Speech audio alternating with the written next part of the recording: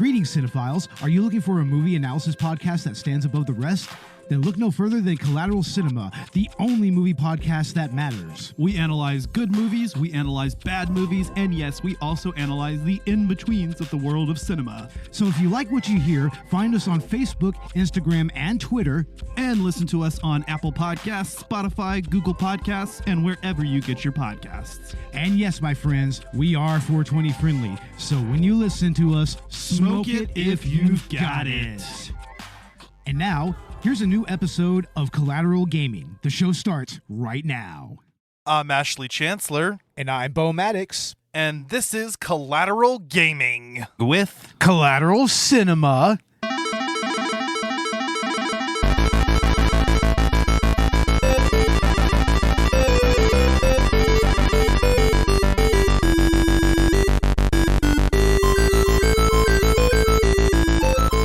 Welcome to Collateral Gaming, the only video game podcast that matters, where we focus on good games, bad games, and everything else in between in the world of gaming. We are podcasting straight from somewhere in South Texas, and yes, my friends, we are a 420 friendly podcast, so smoke it if you've got it, whatever you've got.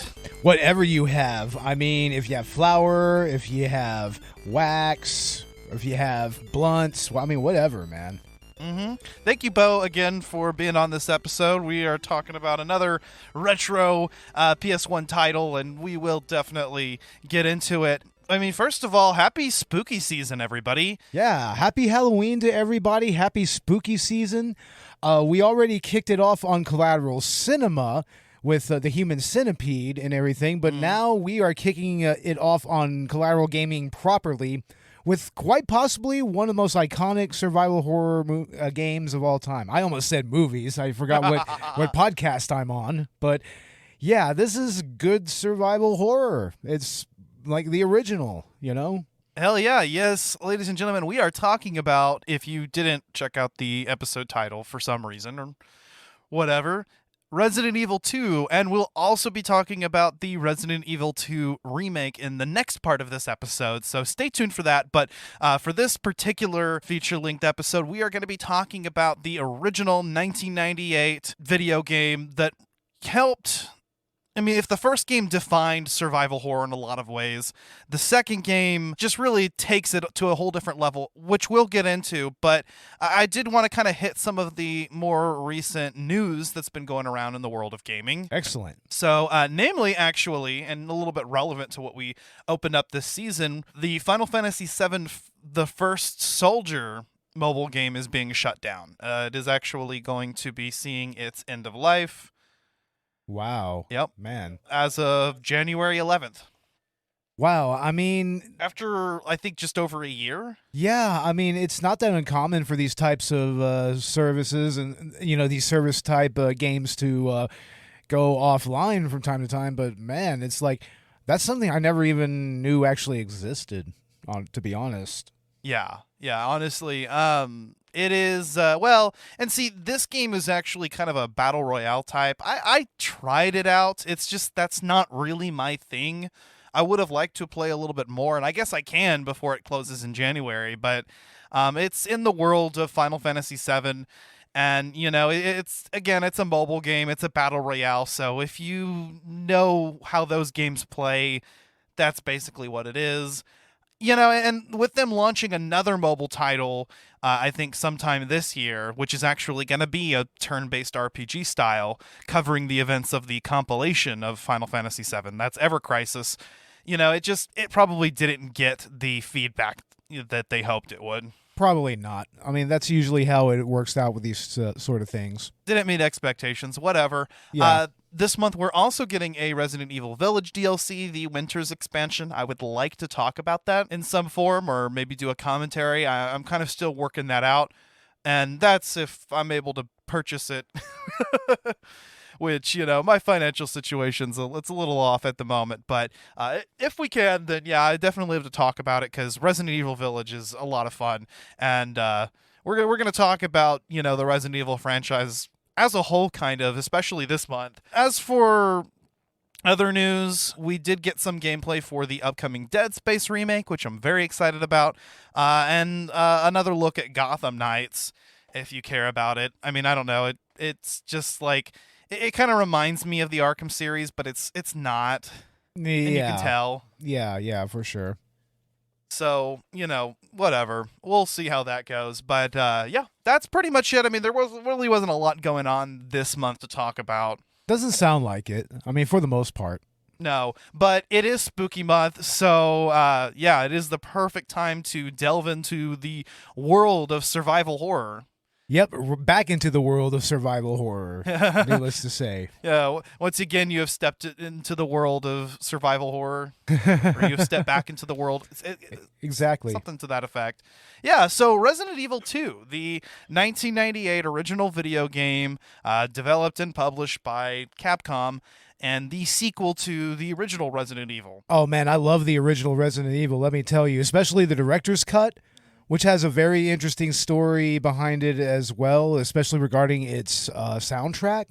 Mm-hmm. I think Wayne did a video on it recently, so yeah, check that out. Yeah, and that may be something we may be addressing this month, because I'd like to do a bonus round actually talking about Resident Evil Director's Cut in particular, because I've played through a little bit of that, and I actually played through Remake as well in preparation for this podcast, the remake of the original game, and we'll definitely get into that at some point, if not now. Yeah, but yeah, Resident Evil, as a whole, I think has defined the survival horror genre, and no better than the way that the first game did. What I like about Resident Evil 2 is that it takes that and it kind of digs in a little bit deeper and tries a couple other things, and just as a game plays better. I want to say the first game does the survival horror genre a little bit better, but like Resident Evil 2 overall, I think, as far as gameplay goes, is a better game. Well, you have to remember with the first Resident Evil, it was really going for atmosphere more than anything, because it was emulating, old school horror movies and zombie movies. I mean, it was trying to be like a real, like, gamified version of Night of the Living Dead or Day of the Dead or something like that. But I mean, with Resident Evil 2, I mean, it has those elements, but you have a little bit more of that Twitch gaming action vibe to it in some areas. Yeah, it does definitely feel a little bit more action focused, and I mean, personally, I kind of prefer the classic Resident Evil games like 1 and 2, and the more recent games being like BIOHAZARD and Village, because they're games that focus a little bit more on the survival horror rather than the action aspect. But I will say, yeah, I think 2 is just a little bit more action focused, whereas 1 is a little bit more puzzle focused. And that's not to say that there isn't some really horrific shit in Resident Evil 2. I mean, there's lots of body horror in this game, as well as tons of it, as well as a lot of gore. Yeah, no, they don't hold back with the gore. It's just a shame that the polygonal models aren't going to capture that as well as a modern game might. But no, still wandering through the halls of the RPD or some of the other locations and seeing the blood everywhere and debris and looking at the bodies, in particular the zombies. They don't hold back with it. I think that the concept, the atmosphere of the mansion is just slightly superior, but where Resident Evil 2 takes an edge, I think, is executing that environment. I mean, I definitely felt like the graphics in Resident Evil 2 have been improved. They're a little bit more detailed than the first game, and as well as the design of the environments, because, even sections of the RPD feel a little bit more distinct from each other than the mansion did. It really does. I mean, it's almost like it layered, these floor plans from different, levels and everything, different games, and just kind of put them all into one. And that's kind of what makes RPD so iconic, I think. I think even more iconic than the Spencer Mansion to a degree. I mean, not to say there isn't parts of that fit that role, but, to me, I mean, just expanding the actual, surrounding area of the game itself, into the city, and then also going to the RPD, it's like, I mean, that just makes for a more memorable, first 20 or 30 minutes of the game, or even like the first couple of hours.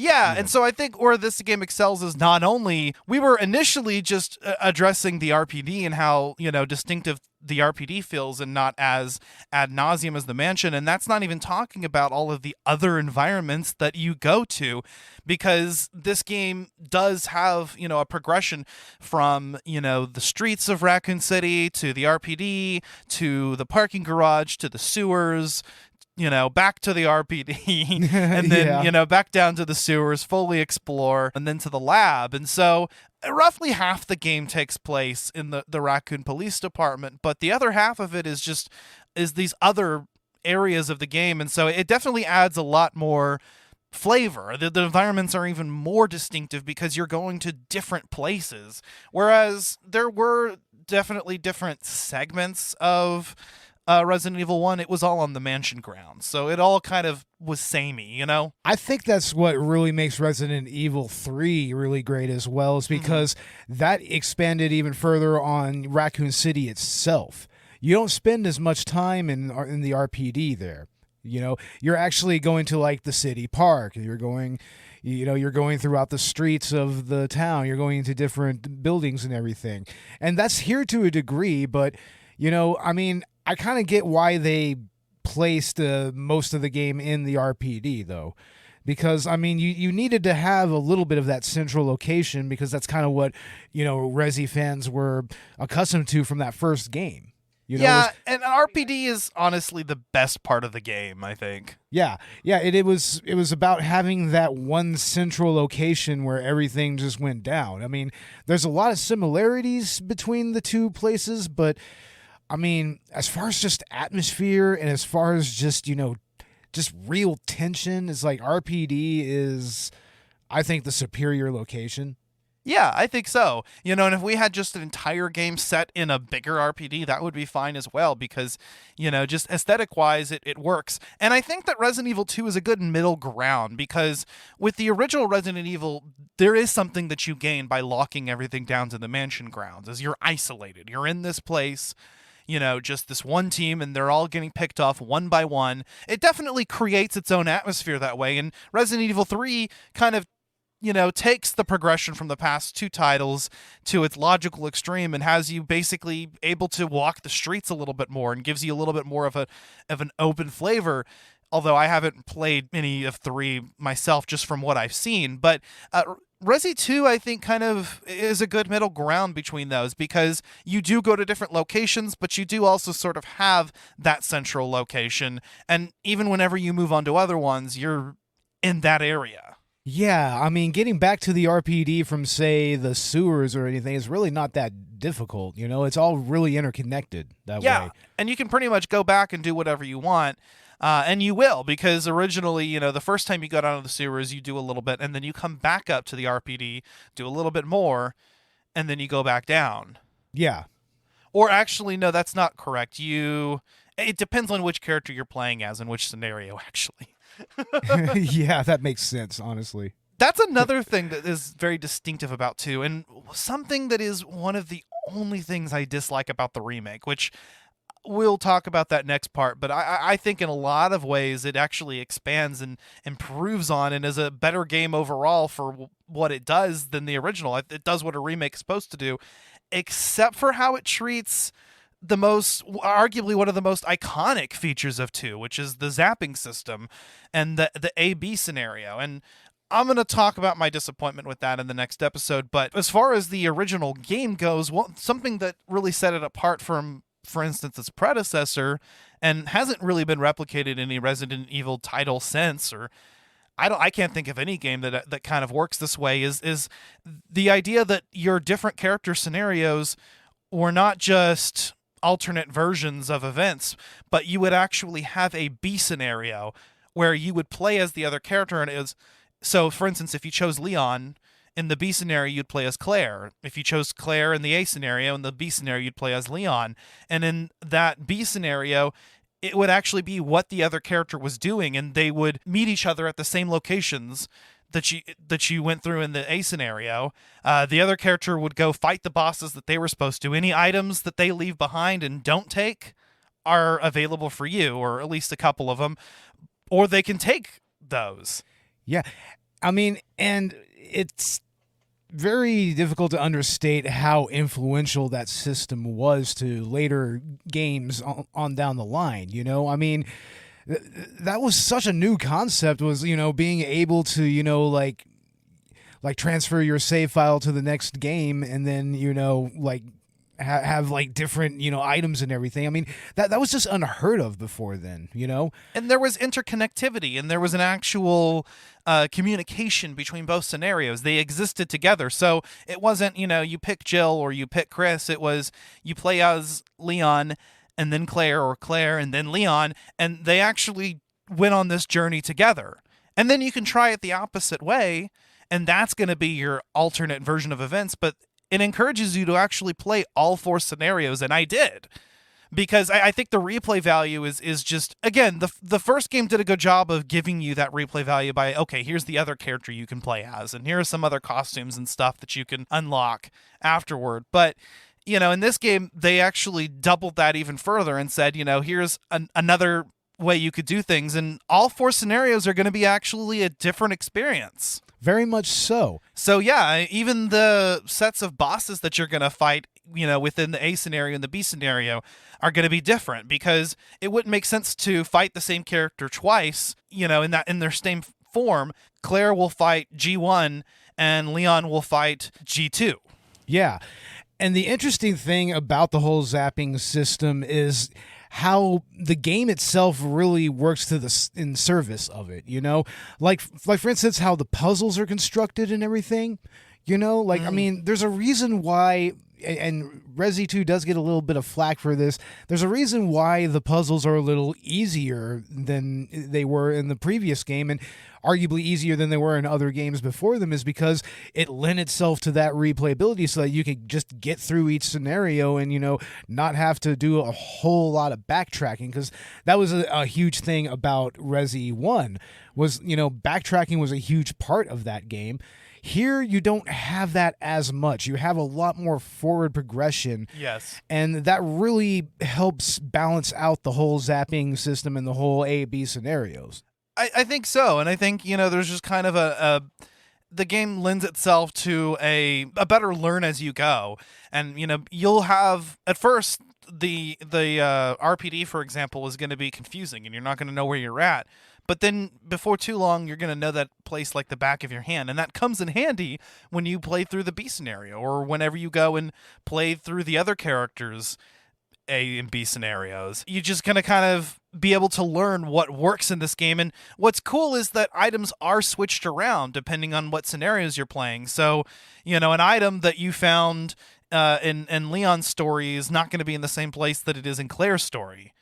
And then there's also just the different path that you take in the B scenario, like, period, like at the beginning. You know, you have a slightly different intro. You have a slightly different way of getting to the RPD. Right. Yeah. And so, you know, every experience is going to be different. And even though, you know, you're going to end up repeating some things, especially by the time you might go through the second set of scenarios, it's still going to be fundamentally different, because each character has differences between their stories, but also each A and B scenario has differences, usually in the pathway and what bosses you'll fight. So it's going to be an entirely different experience every time, and I think that's what gives Resident Evil 2 so much replayability, especially over other entries in the franchise, and I really enjoy that. What I'm looking up right now is I'm looking up the various weaponry of Resident Evil, which, I mean, that's a whole nother topic in its own right, because most of the guns that are used in Resi 2, in the Resi series period, are based on real-world firearms. Like, for instance, I mean, the revolvers, I mean, they're based off of, like, Smith & Wessons or Rugers or whatnot. Like, I mean, then there's even the submachine guns. I mean, there's stuff like Heckler & Koch MP5s, and the shotguns are usually like a Remington 870. But, I mean, they put enough variation into all of those weapons to kind of make them unique to the game. Yeah. You know? And also the weapon modifications, like, for instance, on the Heckler and Koch VP70, like that's real life shit. That's a bracelet you can actually put on the gun. It snaps on, and you can get that 3-burst fire with it. Oh, that's badass. I like that. I mean, yeah, it was all modeled off of real world weapons, and that was kind of a first in its own right, you know, like this was before, you know, I mean, yeah, Tom Clancy come out, but I mean, that was a little more nondescript with its weaponry, but it's like, I mean, nowadays when you have games like Ready or Not or like Call of Duty, that's very intense on, you know, they're very intensive on what kind of firearms are using and, you know, real world, you know, like real world playability and whatnot. It's like this was kind of what laid the groundwork for that. I mean, there's even a YouTube series on the actual weaponry of Resident Evil called the Kendo Gun Club. Oh, Like, nice. yeah, it's based off. It's really cool, a really cool channel, and he actually breaks down, you know, like how they are similar to real world weapons versus, you know, how they kind of diverge from them. You know, like there's just some subtle things that they changed with some of the weaponry. You know, some subtle things. Yeah, and you might need to from a gameplay perspective. But yeah, I always thought that was really cool. I mean, when we were playing, you would be like, hey, pause real quick, you know, and check that weapon. And you can go check it in the inventory, and it'll be a little description of what it actually is. And it was cool to actually, you know, see those weapons and even look up their real world equivalents. I mean, and then there's like the most iconic firearm out of the entire game, which is the Samurai Edge, which is a Beretta 92 FS that's been modified. Yeah. More or less. It's got a threaded barrel on it. Like, it's modified for greater accuracy. I mean, it has better parts as like overall in its construction. I think that's one of the weapons that you can only unlock if you've played through with a certain rank or something, right? That's one of the... Yeah, that's one of the unlockables is the original Samurai Edge, which I believe was a standard issue for the Stars team. Yeah, so it's actually the same one that they had in Resident Evil Director's Cut, the customized Beretta, but they're calling it the Samurai Edge now. I want to say there is a version of Resident Evil, it might have been the DS version that even implemented that retroactively.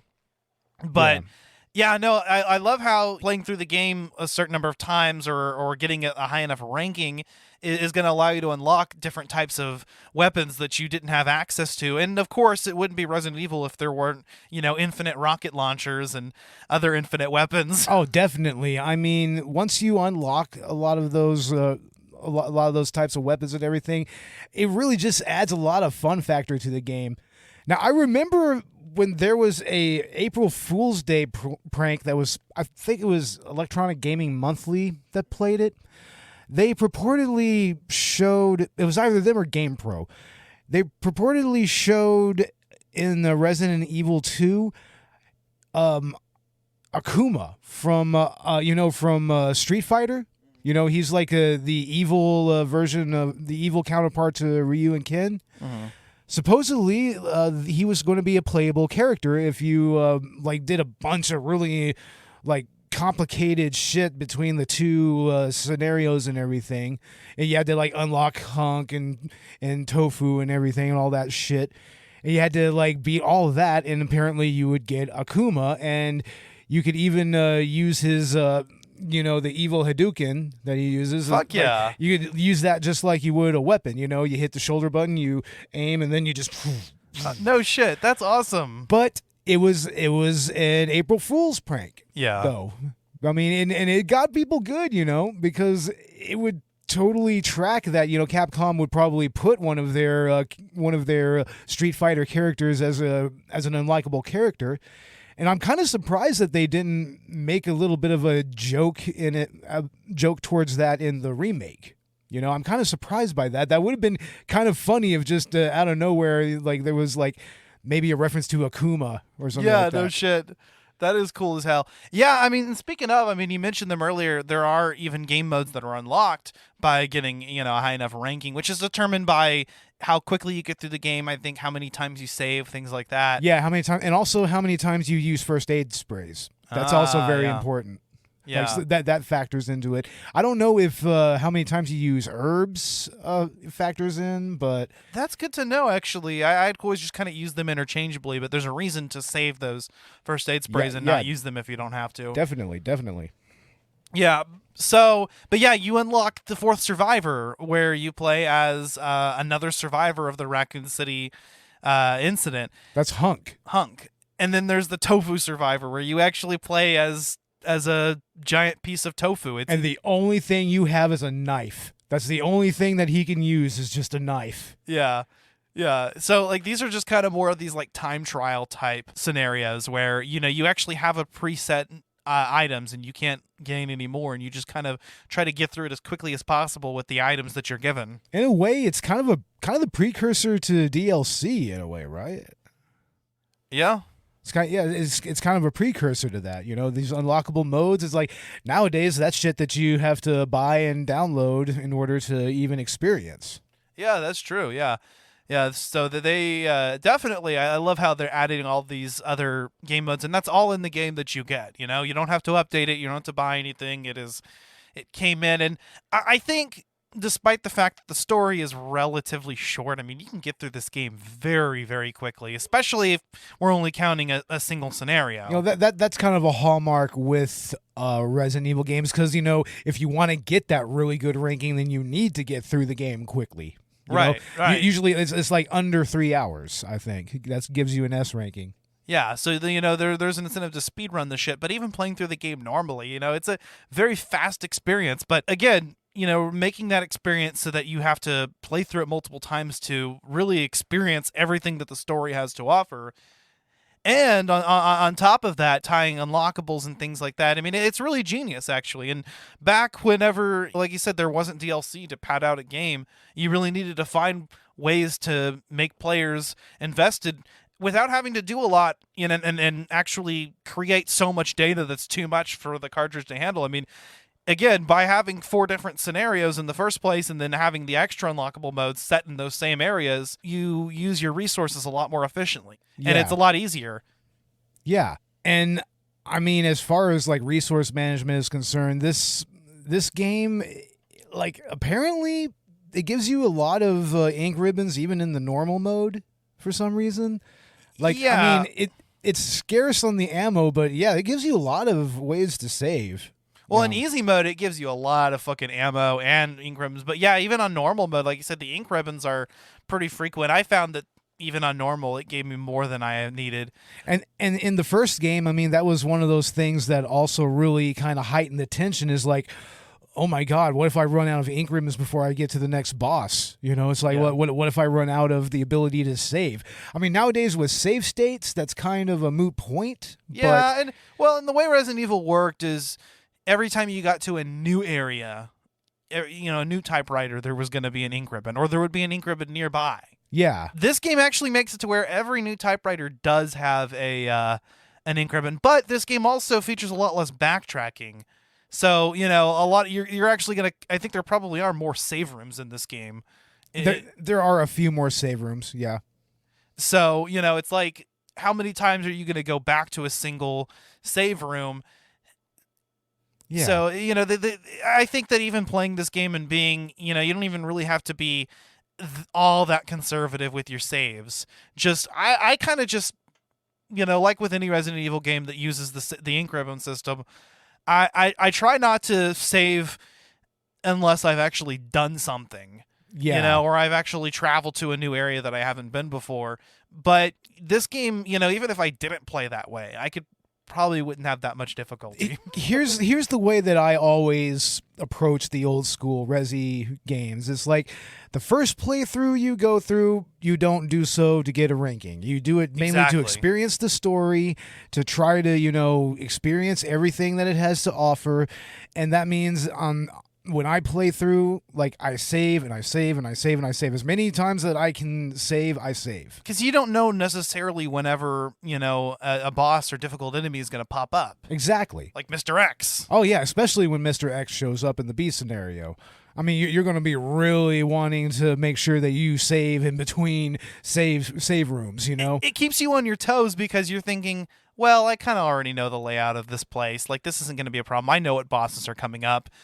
But you don't, you'll have like Mr. X pop up out of nowhere, and that's terrifying. And once you learn that Mr. X is actually just a scripted enemy and he's not all that difficult to take down if you have enough ammunition. But up until you realize that after playing through the game a couple times, he's kind of terrifying. You know, they play this really ominous music when he shows up, and you just think, oh, hell no. Yo, exactly. You're totally just like, God damn it. He just busted through the goddamn wall and shit. And it's like, it's usually in a narrow corridor and everything to where you could barely just get around him. Yeah. It's like, yeah, I mean, it's very tense. I mean, he has a little bit of a delay in his attacks, you know, because he's a bigger enemy. You know, that's typically with games, you know, the bigger the enemy, the slower the attack. But so, I mean, you can kind of, avoid him for the most part. You can avoid his attacks.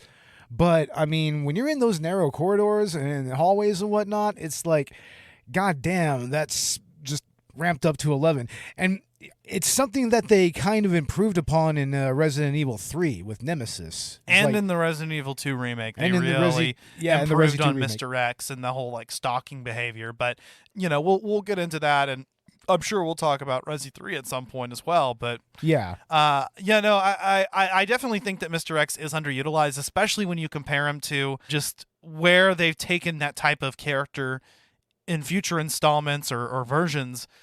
But I do think, you know, during your first playthrough, it is a little bit terrifying. Like I said, it's the combination of the soundtrack and just the fact that here's this enemy that the first time you come across, you probably don't have enough equipment to take down. You're going to waste all of your ammo on him in a survival horror game. I mean, I can see that happening. I kind of knew who Mr. X was, and I knew, okay, I just need to leave. I just need to get the fuck out of here. I'm not even going to try. But can you imagine? Well, you probably did, you know, playing this back in the day. And you just come across this enemy that's like, especially since he comes up in the B scenario and you never really encountered him in the first time that you played the game. I mean, it was just kind of a surprise to just have this new enemy just plopped right into our lap like that. I mean, out of nowhere, and he's after something specific, which it turns out to be Sherry's pendant. Right.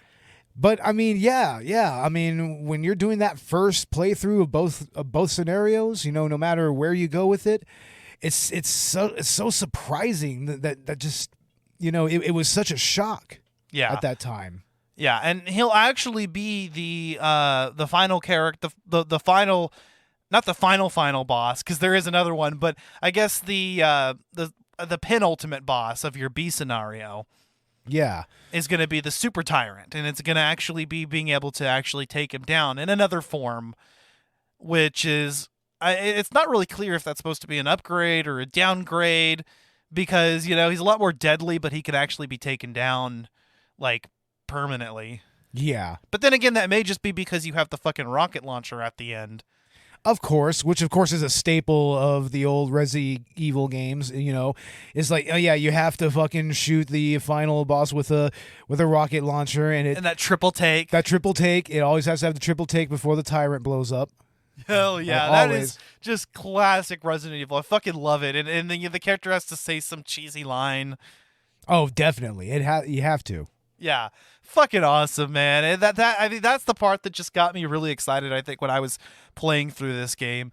I started with Claire A, Leon B, because apparently that's the most canonical route. Yeah. Although, you know, elements of both scenarios kind of exist in the canon, or both sets of scenarios. So it's really not clear. Of course, the remake kind of really changed things quite a bit with that. But anyway, it was just such a joy being able to experience that boss battle at the end of the B scenario. So, you know, you're not even facing the same quote-unquote final boss that you were expecting. And then on top of that, they give you another final boss, which is the 5th stage of of Birkin. Yeah. And that's in the train whenever he's just this big gelatinous monstrosity, just, you know, turned into just an abomination, you know. I mean, it doesn't, but thankfully he's very slow, so it doesn't take a whole lot to really take him down. Like, honestly, if you have the submachine gun at that point and you just, you know, just load him up a little bit with it and maybe a few grenade shots and maybe a shot from the rocket launcher if you still have one, it's like, I mean, he can be taken down, but yeah. If you don't waste the other shot of your rocket launcher on a crowd of zombies, yeah, because you get 2 shots, one of them will automatically trigger a cutscene and kill the Super Tyrant. As awesome as that would be, though, you know. Yeah, but you can actually that is something I think I did in the remake is I used the rocket on a crowd and it was fucking awesome. Oh, fuck yeah. And it was cool. But yeah, no, if you actually save that shot and you're smart about it, you'll have it to use and it'll chip away the final boss's health quite a bit, and then you just unload it on it with the submachine gun, which I think even if you didn't leave for your B scenario character is still you can still find it in the lab, and if you did already get it, then you get more bullets for it. Yeah. Which is nice. So I think no matter, I think you can get it in the lab. I think eventually. I'm not sure. I've always left it for my B scenario characters both times I played. So see, I went ahead and just as Leon took both the knapsack, and the machine gun. So see, I realized that I would definitely need it more in the B scenario, which is supposed to be more difficult. And also, I knew that I only wanted to take one and leave it for the other. But now that I'm thinking about it, the submachine gun might be a good choice to give Claire early on because she doesn't have as good weaponry as Leon does. Yeah, her main two weapons other are than the grenade launcher. Yeah, the grenade launcher and her pistol. The grenade launcher is nice because it has so much versatility that you really don't have to use a lot of her other weapons. I mean, you typically will keep her handgun equipped, but it's like the bow gun is like, who uses that really? It actually is nice. I've equipped it a few times just because I had a bunch of ammo for it, and it's not a bad weapon, but it's definitely outclassed. And I think for her, the grenade launcher is really the one like defining thing. The spark shot's cool to use against I think it's particularly strong against some of the bosses. Yeah, but what's notable about the grenade launcher are the different rounds that were made for it. Right. You have acid rounds, which is pretty much good against any fleshy creature or anything like that. Usually the flame rounds are good against those plant monsters. Yeah. Usually. And also those are good. Those in the acid rounds are usually best to be used against, bosses. Yeah, the flame rounds, I think, are superior to, for instance, Leon's flamethrower later on because, well, one, they're just another ammo type that you can carry with the weapon, and two, I just think that they're better. But that being said, Leon does get overall the better weapons. It's just that Claire's grenade launcher kind of compensates for that being such a good weapon. But Leon also gets the shotgun, and he gets the Magnum, so... That's true. But, I mean, I do like how... much like the shotgun, the grenade launcher, it can clear a room real quick because in this game, you're going to have a lot of zombies in one room from time to time. So, I mean, with Leon, you get that shotgun, it'll clear the room. But with Claire, I mean, you just got to lob a couple of grenades down the hall and, you can pretty much clear them out.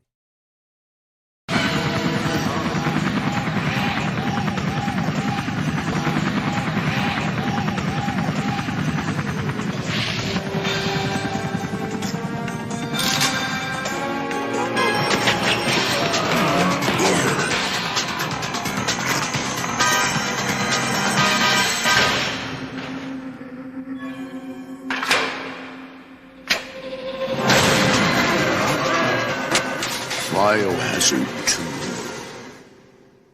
And the game actually gives you a pretty decent amount of ammo, even on normal, actually. I mean, like I said, it was a little bit more scarce, but and there were certain times where, especially early on in the game, I was having difficulty, with enough ammo. But if you explore everything that the game has to offer and check out every area thoroughly, the game will kind of push you towards using certain types or stockpiling certain types for a certain area, and so I don't think ammo is really too big of a difficulty. I don't know if there's actually a harder mode that's unlockable. I think there is actually. Yeah. Or at least in some versions, because I would like to see a hard mode where ammo and ink ribbons are just a lot more scarce, giving you a lot more tension. I mean, they were supposed to do that anyways, but I mean, like we said, I mean, there's that one little balance issue with the ink ribbons and whatnot. They're just not nearly as scarce as you would think they are. No, and like I said, there are definitely times when you're playing normal where ammo can be tight, especially the beginning. But like I said, if you're not wasting your ammo, which is hard to do in this game, and you're actually exploring everything, which is encouraged, you're going to stockpile the types of ammo that you need. And I think that the game being a little bit harder, or at least having a harder mode, would definitely be a bonus for me. Yeah, I mean, but in a way, that's kind of what the extra modes are supposed to be as well. Like the For Survivor, and especially the tofu survivor. I mean, like I said, you just get a knife in that scenario. Yeah, people will do knife runs of this game too. Oh, so they will, yeah. All Resident Evil games. Yeah. I mean, a knife run is kind of a rite of passage when it comes to Resi. Yeah. I'm not there yet. Yeah, you kind of need to get really, really experienced, get really good with those tank controls, and just know where your knife is slicing. Yeah. Because, I mean, that is one of the things about these early Resident Evil games is that you didn't really get auto-aiming until Resident Evil 3. So these last two games, you had to be really precise with your aim. This one has auto-aiming. Does it? Yeah, you just have to turn it on. No, I played it with it off, because that's just kind of the... I feel that that's the more classic way to play Resident Evil. Okay. Yeah, I always kept it on because, it was just easier. And you still can manually aim, and you can decide whether you want to aim at their head or at their feet, but it does automatically point the character's gun at an enemy target, which is nice. Yeah. Yeah, so there is an auto-aiming mode, but you can decide whether you want to turn that on or off. But I just liked experimenting with all the different types of weapons and, just being able to find out what certain enemy types were going to be weak against or what was going to be better for different situations. Yeah. Although, I mean, with Claire's weaponry, I would have liked to have seen some more modifications available for it. She doesn't have any mods at all, does she? Not really. I mean, it seems that Leon gets at least one or two of the mods. Like, I think there's a shotgun mod and there's a mod for his gun, the HKVP. Yeah, I think the handgun, the shotgun, and the Magnum all get upgrades. Yeah, they all have upgradable parts, but, those aren't guns that Claire really have. She doesn't get those guns. No, she has her own handgun, but it doesn't have any mods that you can get in this game anyway. No, I think it's just a standard issue duty pistol, I think. Yeah. So, and early on, Leon's weaponry just severely outshines Claire because he starts with a better handgun, which can be modded pretty early, and he starts and he can get a shotgun very quickly, versus Claire's bow gun that you get early on in the game's story. But like you said, once you get the grenade launcher, then the difference between the characters is really just kind of play style. It's whether you're going to get up and close with the shotgun and take out swaths of enemies, or with a 3-round burst from your handgun, or with Claire, whether you're just going to clear entire hallways with her fucking grenades. Exactly. But I mean, for me, I guess I still was trying to approach it with the survival horror attitude, so I would try to save things for boss fights, and I try to clear most everything with the handgun or avoid fighting where possible. Because again, at its core, this game is a survival game. And while as long as you're not stupid, you'll have plenty of resources, there are ways to squander that. And I think that that's integral to the Resident Evil experience. Well, it's integral to survival horror, period. Exactly. I mean, that's what you're supposed to do in these types of games. It's just as much about resource management as anything. Right. And one character can get an upgrade to expand their inventory. And I'm not sure if it's only one character can get the submachine gun or both can, but I think in the lab the second character can, but it's not until the very end of the game. Yeah. Or if you just leave it for them. But that's what I was saying. Damn it. But yeah, I think that Resident Evil 2 just really nails a lot of that gameplay experience. Again, I think that the first one does a better job at being a survival horror tile, both in atmosphere and in, I think, the scarcity of resources. But I think, just as a video game, Resident Evil 2 outshines its predecessor in a lot of ways, and that's what a sequel should do. Exactly. And I mean, it just has a better game design to it than the first one. It utilizes its cutscenes a lot better to tell the story. Yeah, and you actually get a chance to play as two other characters in the game too, which is nice, other than the two that you can choose from. Yeah, Ada Wong and Sherry Birkin. Yeah. And Ada Wong, I mean, she's kind of become this really kind of, mystical character, kind of, or really mythic character in the Resident Evil lore. I mean, because later it turns out that she was an Umbrella spy, like she was sent specifically to get the G virus and everything, and I mean, she became a fan favorite pretty quickly. Yeah, she did. I mean, despite the fact that she and Leon have a very quick romantic progression, you still kind of are invested in it. I like it, and I think Ada's just such a cool character. Definitely the better side character. Playing as Sherry is awful because she can't actually attack anybody. No, but I mean, and she doesn't get attacked in the same way as the other characters, but I mean, who really wants to see a zombie munching down on a kid in a game, Right. So, I think like the Sherry sections kind of slow down the pacing of Claire's scenario. Although I do like the relationship between Claire and Sherry better than the relationship between Ada and Leon. The relationship between Claire and Sherry is really nice. From a story perspective, I really enjoy it. But just playing as Sherry is just such a chore because there's not any actual combat. And it's not there's nothing really that having no combat introduces. There's like one puzzle that you solve as her. Yeah, I get what you're saying. It does feel like Ada's side quest or whatever. It seems a little more involved because she's able to fight against the enemies. But even Ada's side mission, and playing as either of the characters, is not nearly as engaging as it is playing as the original cast. I mean, there's just a lot less to do. But at least Ada can actually attack other enemies, and you can check it out. I think her gun pretty much is just the same thing as Claire's gun, actually. I think it is, yeah. Yeah. Yeah.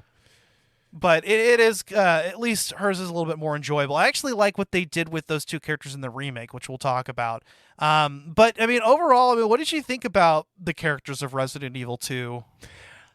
I think that they're a little more three-dimensional than the characters of the first Resi game.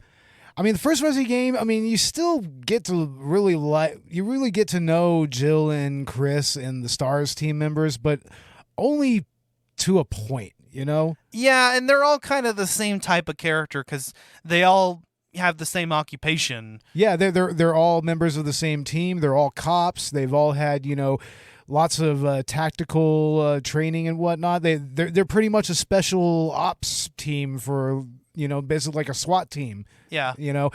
Now compare that to Leon and Claire. I mean, Leon's a cop, but he's a rookie cop. So does ACAB include Leon S. Kennedy? I'm going to say yes. Especially Kennedy. Leon Kennedy. But, I mean, yeah, he doesn't have a whole lot of experience as far as, it's his first day on the job. It's his first day on the job. He doesn't have experience as far as tactics, as far as, he's a little more skilled with weaponry than Claire is. But Claire holds her own, though. I mean, and she doesn't seem to be particularly a trained shot or anything, but it seems like she's held a gun before. Like maybe her brother had helped her. That makes sense. I mean, she's still Chris's sister. I mean, Chris is her brother, so yeah, there's gonna be some. I'm sure she picked something up from him. But she's just a civilian, and he's a day one cop, so it's very different from each other and from the characters that she played as in the first game. Yeah. And I really enjoy that. I think that the characters are explored a little bit better because they have more interesting backgrounds and more distinctive backgrounds, I should say. But I also like how Resident Evil 2 takes itself a little bit more seriously. I mean, part of what's fun about the early Resident Evil games is the camp. And don't get me wrong, there's plenty of cheesy dialogue in this game. I mean, that is just an unavoidable fact. But I do think that, with the omission of like the live action scenes that they did in the beginning, this game does take itself a little bit more seriously than the first one did. Definitely. I mean, there's so much about the original game's voice acting that by this point it's a meme, like Jill Sandwich. Yeah, and just that beginning intro is so much fucking fun. It is, yeah, it's a lot of fun, and it's kind of cool that they were able to get some actors together and, make them actually look like the characters and, be able to do that. But that wasn't going to be particularly possible with Resi 2. I mean, that's why the use of cutscenes it's a lot stronger here, I think the story actually is improved as a result because of that. And obviously it's going to be a completely different experience. There is something super fun about the original game and the vibe that it goes for, but I do like that this game does something different and takes itself a little bit more seriously, and that actually is a boon for the for the story. Yeah, and it really helps sell the characters to the player, you know? Like, you really do come to care about Claire and Leon and Sherry and Ada a lot more than you do, you know, the members of the STARS team. I mean, I would argue that Resi 3 really helped, you know, establish Jill as a better character. Yeah. You know? But here, I mean, there's a reason why they went back to Leon for Resi 4 and they went with Claire for Resi Code Veronica. You know, I mean, they're arguably the most compelling characters in the entire franchise. I like that they actually did that. And that Resident Evil has, you know, continued to follow protagonists in different ways. And so you can play Resident Evil 1, you can play Resident Evil 2, and it's like, hey, if you like playing as Jill, she comes back in Resident Evil 3. If you liked playing as Leon, he comes back in 4. If you liked playing as Chris, he comes back in several of the later games. Yeah, in 5. In 5, okay. From 5. I mean, he's also, I think, and I know he's in Village. In 6, yeah, he's definitely in Village, and he comes up and he shows up near the end of Biohazard 7. Yeah. But and then if you like Claire, she's a playable character in Code Veronica. So it's like, no matter what, you know, I love how they continue to follow these characters and even kind of moving forward with the real progression of time. Yeah. I really like what they did with Claire's story in Code Veronica, honestly. I need to play more of that one. I started Code Veronica. You really should. It actually goes a little more in depth into the origins of Umbrella. Yeah. A little more. Yeah, so it's a compelling story. Yeah, I'm kind of really diving into the Resident Evil franchise as a result of the podcast, because I played through Biohazard and through Village when we did, you know, episodes on those, and now I've played through the first game, at least the remake, and I've played a considerable way through the director's cut.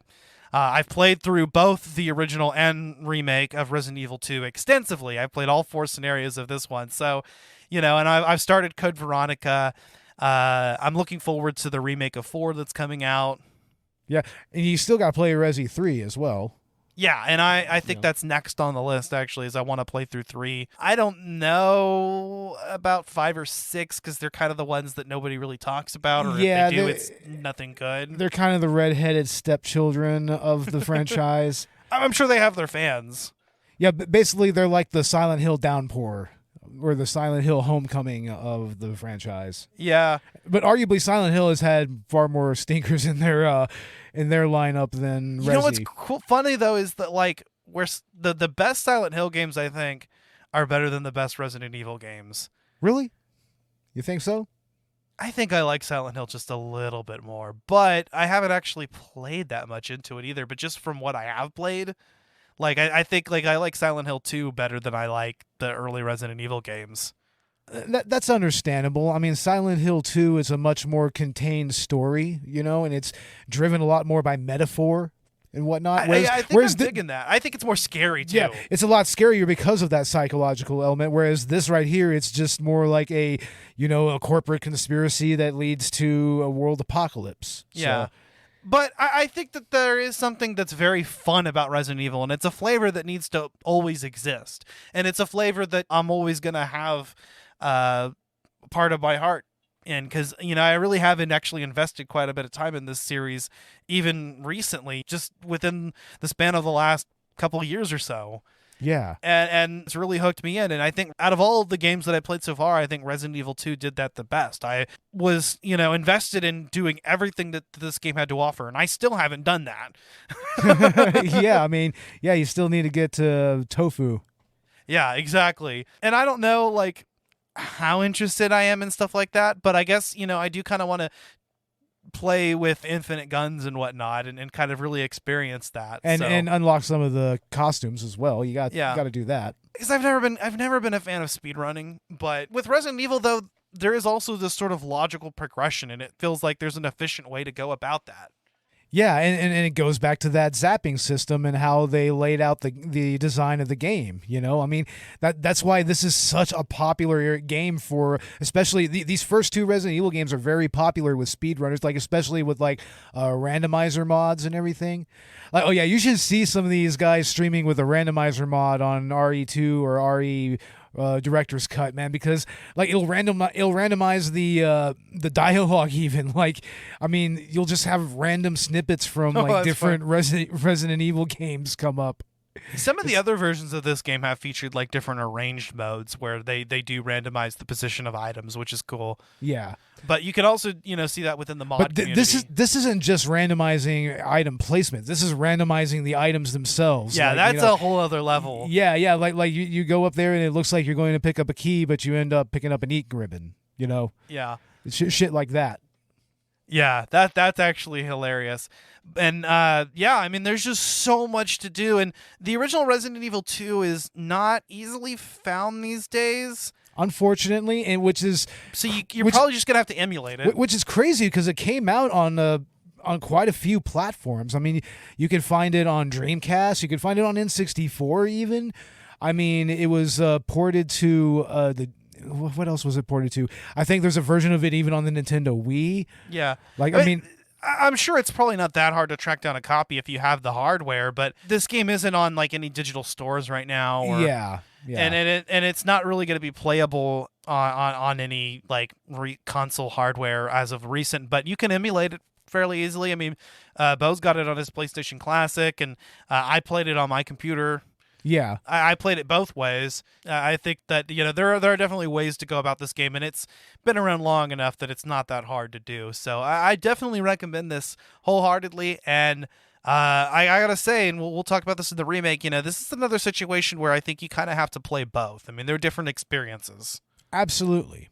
I mean, I haven't really gotten into the remake that much. But for what I've seen of it, I mean, it seems to retain a lot of what made this game, as memorable as it is. I have just basically one major gripe about it, and we'll talk about that. And I mentioned it before, but yeah. But other than that, I mean, I think that it's almost the superior game. But there is also just something very timeless about the original experience that I think no amount of remakes, could ever change. Absolutely not. And it's very specific to just that particular era of gaming. Yeah, I mean even when it comes down to like the soundtrack. Exactly. I mean, and by the way, I love Resident Evil save music. That's something that I jam a lot at work even, like just when I'm working, it's very calming. And this has like some of the creepiest music, but also very minimalist music. Yeah. Very, very minimalist, even more so than the first game. Yeah, it is a fucking fantastic soundtrack. It's very memorable. The save room music, the main hall music, some of the more ominous themes that play through different areas. It's just there's a whole aesthetic to it, and the soundtrack really makes that. Yeah. And then there's just the graphics, which at the time was such an improvement on the original, Yeah. Much more detailed. You actually had different zombies. You had male and female zombies, and some of them would be cops, some of them would be civilians. And even the design of something like the liquor. There's a reason why the liquor is far more remembered than like the hunters. The hunters in the original game, like they were terrifying in their own way, but there's just something about the liquors that are just really visceral and just really just gross, like it almost feels like it had like an exoskeleton that it got rid of or molted or something. Well, in just terms of design and behavior, the liquors are way more terrifying. In fact, I'd argue the hunters aren't scary except for the fact that they're just very tough enemies that can kill you very easily, that can come out of nowhere. But other than that, I mean, they're just kind of big, goofy green monsters. The lickers are genuinely terrifying. Yeah, especially because they can actually climb on walls and ceilings and everything. I mean, they can drop right on top of you. They can attack you from the side. It's like they took everything that was difficult about the spiders, about the giant spiders, which are in this game.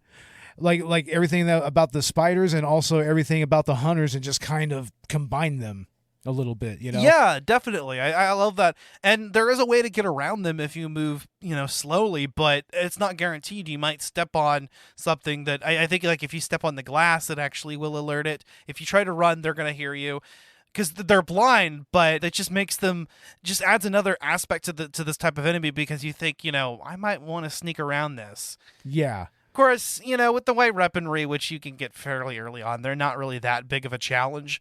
But even so, the first time you come across one, you're like, what the fuck? Hell, just a couple of acid rounds will take them down real quick. And then later on in the game, they'll throw like 2 or 3 of them at you at once, or like super lickers. And so, yeah, they actually can kill you very quickly, even late game. Yeah, no kidding. You really got to go in there with the strategy, and then that's the best thing. And I think there's a lot of trial and error. You walk into a room and you're like, oh shit, there's a boss here. All right, let me reload, equip myself right. Yeah, you definitely want to do that in this game. Yeah, and I think like we talked about with Final Fantasy VII, the idea of using 3D models on these pre-rendered backgrounds is just kind of what adds to the entire aesthetic. It really does. It allows Resident Evil to tell a story in only a way that a classic Resident Evil game could. Yeah. And with those camera angles that just change and the tank controls that take quite a bit of getting used to. I would argue that they're slightly more fine-tuned in this game. Yeah. Slightly than before. Well, and you have to remember that the whole point is that it's disorienting. They're doing that on purpose. They're shifting camera angles really quickly and using hard-to-master controls because it makes the experience more terrifying. It kind of replicates, for instance, what it might be from the character's perspective of maybe not being able to move around or attack accurately because they're scared or they're in tense situations.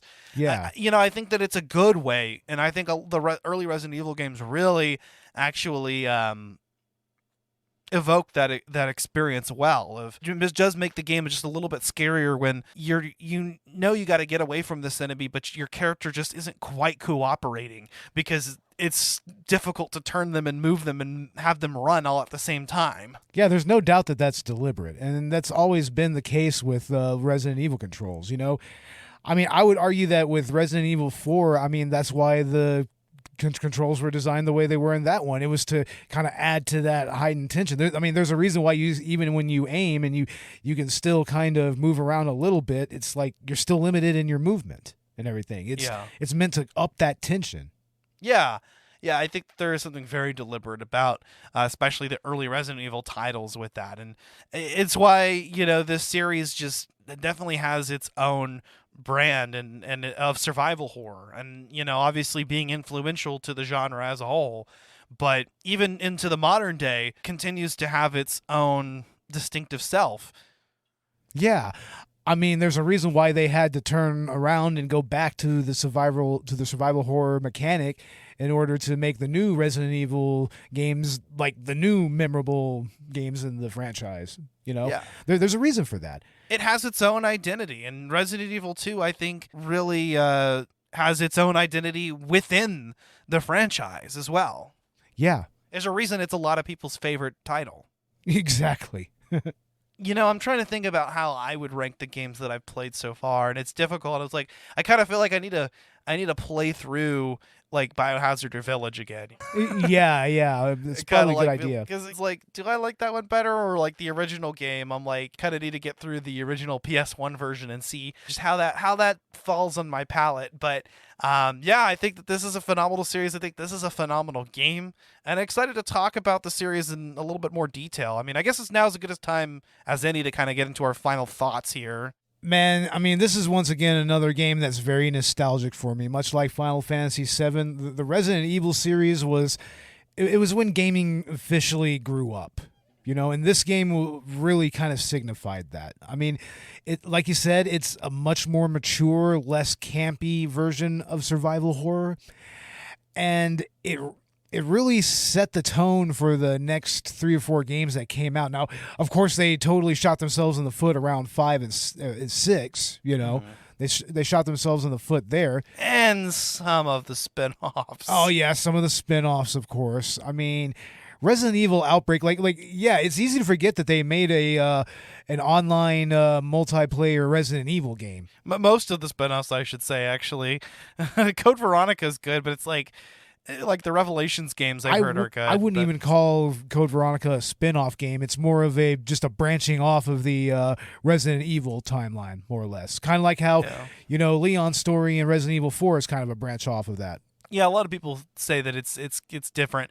I've just barely gotten into it, but I agree with you, man. It is it's a fun series through its ups and downs.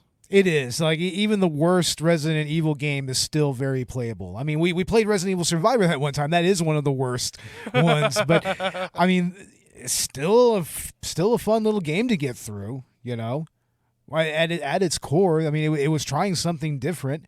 And they kind of got that mechanic right in a later game. I think it was a Deadly Aim, I think it was. But, I mean, yeah, this is definitely a game that was a lot of fun revisiting. Like, I love playing these old school PlayStation horror games. Like, there's an entire genre of indie horror game development right now that's surrounded around making these old school retro looking, horror games and using the tank controls and polygonal models and pre-rendered backgrounds and all of that. It's like that style's still being replicated to this day, So, I mean, this game's influence is, very, very relevant to this day. I agree. Yeah. Yeah. Resident Evil 2, I think, is it deserves its place in memorable, influential video games. And I'm glad that I was able to experience that not just once, but 4 times and still have a unique experience every time. And it's crazy that I kind of want to play more, Yeah. I mean, I wouldn't mind playing through it again, to tell the truth. Honestly. So, I mean, Resident Evil 2, I think, is definitely a hallmark. Definitely, I think, important to the genre of survival horror in the video game industry today, and important to gaming. Yeah. Like how we talked about how, Final Fantasy VII really pushed the boundaries further as far as, cinematic storytelling and gaming. This one right here is another one of those games that really pushed that forward. I mean, just the way its narrative was presented, the way that cutscenes were utilized and everything. I mean, it's very similar to FF7 in that respect. Yeah, I agree. These are a good couple episodes to kind of do back to back, because exactly, and especially because we're talking about both the original and the remake. So yeah, next time we'll get into Resident Evil 2 2019. Again, this is also a fantastic game that I really only have one gripe about it. We'll talk about that, and I think that the source material was fantastic as well. So we've got some more stuff planned for Spooky Month. Still trying to kind of figure out what specifically is going to be like the Halloween episode versus what are our numbered episodes this month. So we're still kind of working that out, but I would actually like to get into the Resident Evil franchise a little bit more.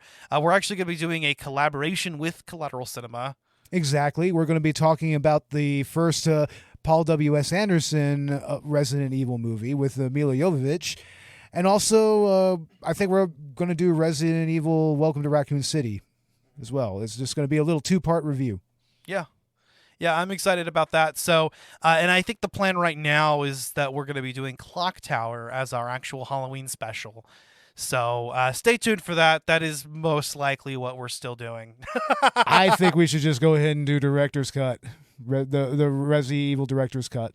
Well, we are doing that. That's going to be our bonus round episode. Oh, okay, I got you. Yeah. All right. So, and I would also like to get into the Resident Evil Village DLC. Yeah, that's definitely something that needs to be on the list. Hell yeah. So, Spooky Month. Happy Halloween to everybody, and happy season 5 of Collateral Gaming. Can't believe we're here. What can we expect with season 6 of Collateral Cinema that just started? Well, of course, we have our Human Centipede episode, the season premiere with Juliet Miranda guesting. That is still up and available right now. But coming this coming Friday, we are releasing our episode on the Monster Squad, which is just another one of those classic Halloween movies. You know, everyone loves to put it on. You know, it's a little bit of an anomaly when it comes to 80s kids movies and everything, but very interesting episode that we did on it. You know, so look for that. And yeah, I mean, like I said, we're going to do the director's cut episode on those 2 Resident Evil movies as well. So look for that. And yeah, I mean, our next season is going to be very interesting. Hell yeah, I'm really excited, man. This is the fun season of Collateral Cinema, so yeah.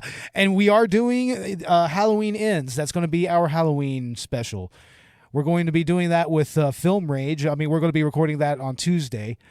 So yeah, we're going to watch the movie on Peacock, and we're going to sit down and review it.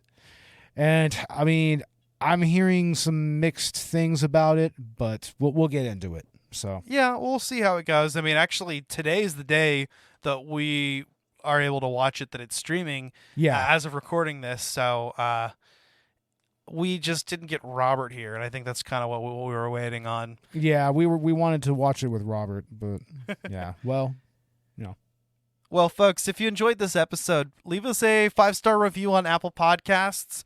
You can also check out our Patreon, where we have exclusive Let's Play video game commentaries, and we are going to be adding to that as soon as I have the hardware to make it happen. Since I fixed my PS4 and my fan issue, and, you know, a little bit of personal news, I fixed it. I opened it up, came at it with some compressed air. When I ran out of compressed air, I just used everything at my disposal. Cotton swabs. Yeah. Damn. But I cleaned out my PS4, and so now we might be able to record some commentaries on that, which will be nice. I can just use the PS4's in-game recording option, although we may run into issues with that. So we'll see how that goes. But yeah, and check us out on social media. We are on Twitter, Instagram, and Facebook.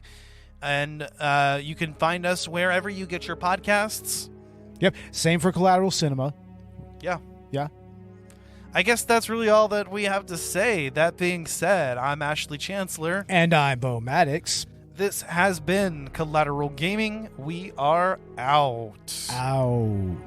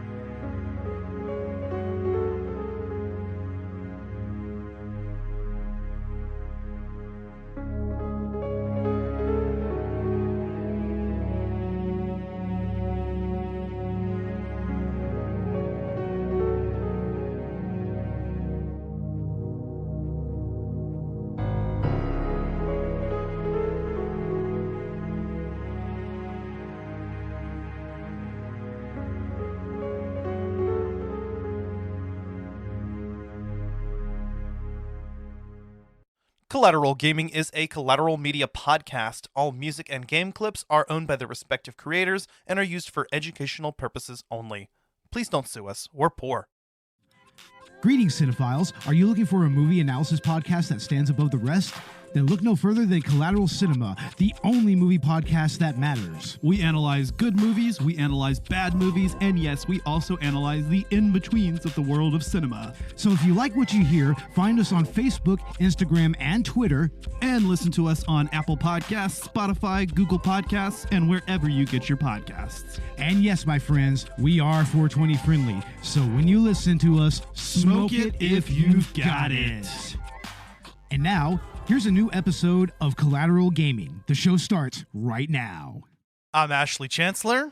I'm Beau Maddox. And I'm Dan Rockwood. This is Collateral Gaming with Collateral Cinema and Victims and Villains.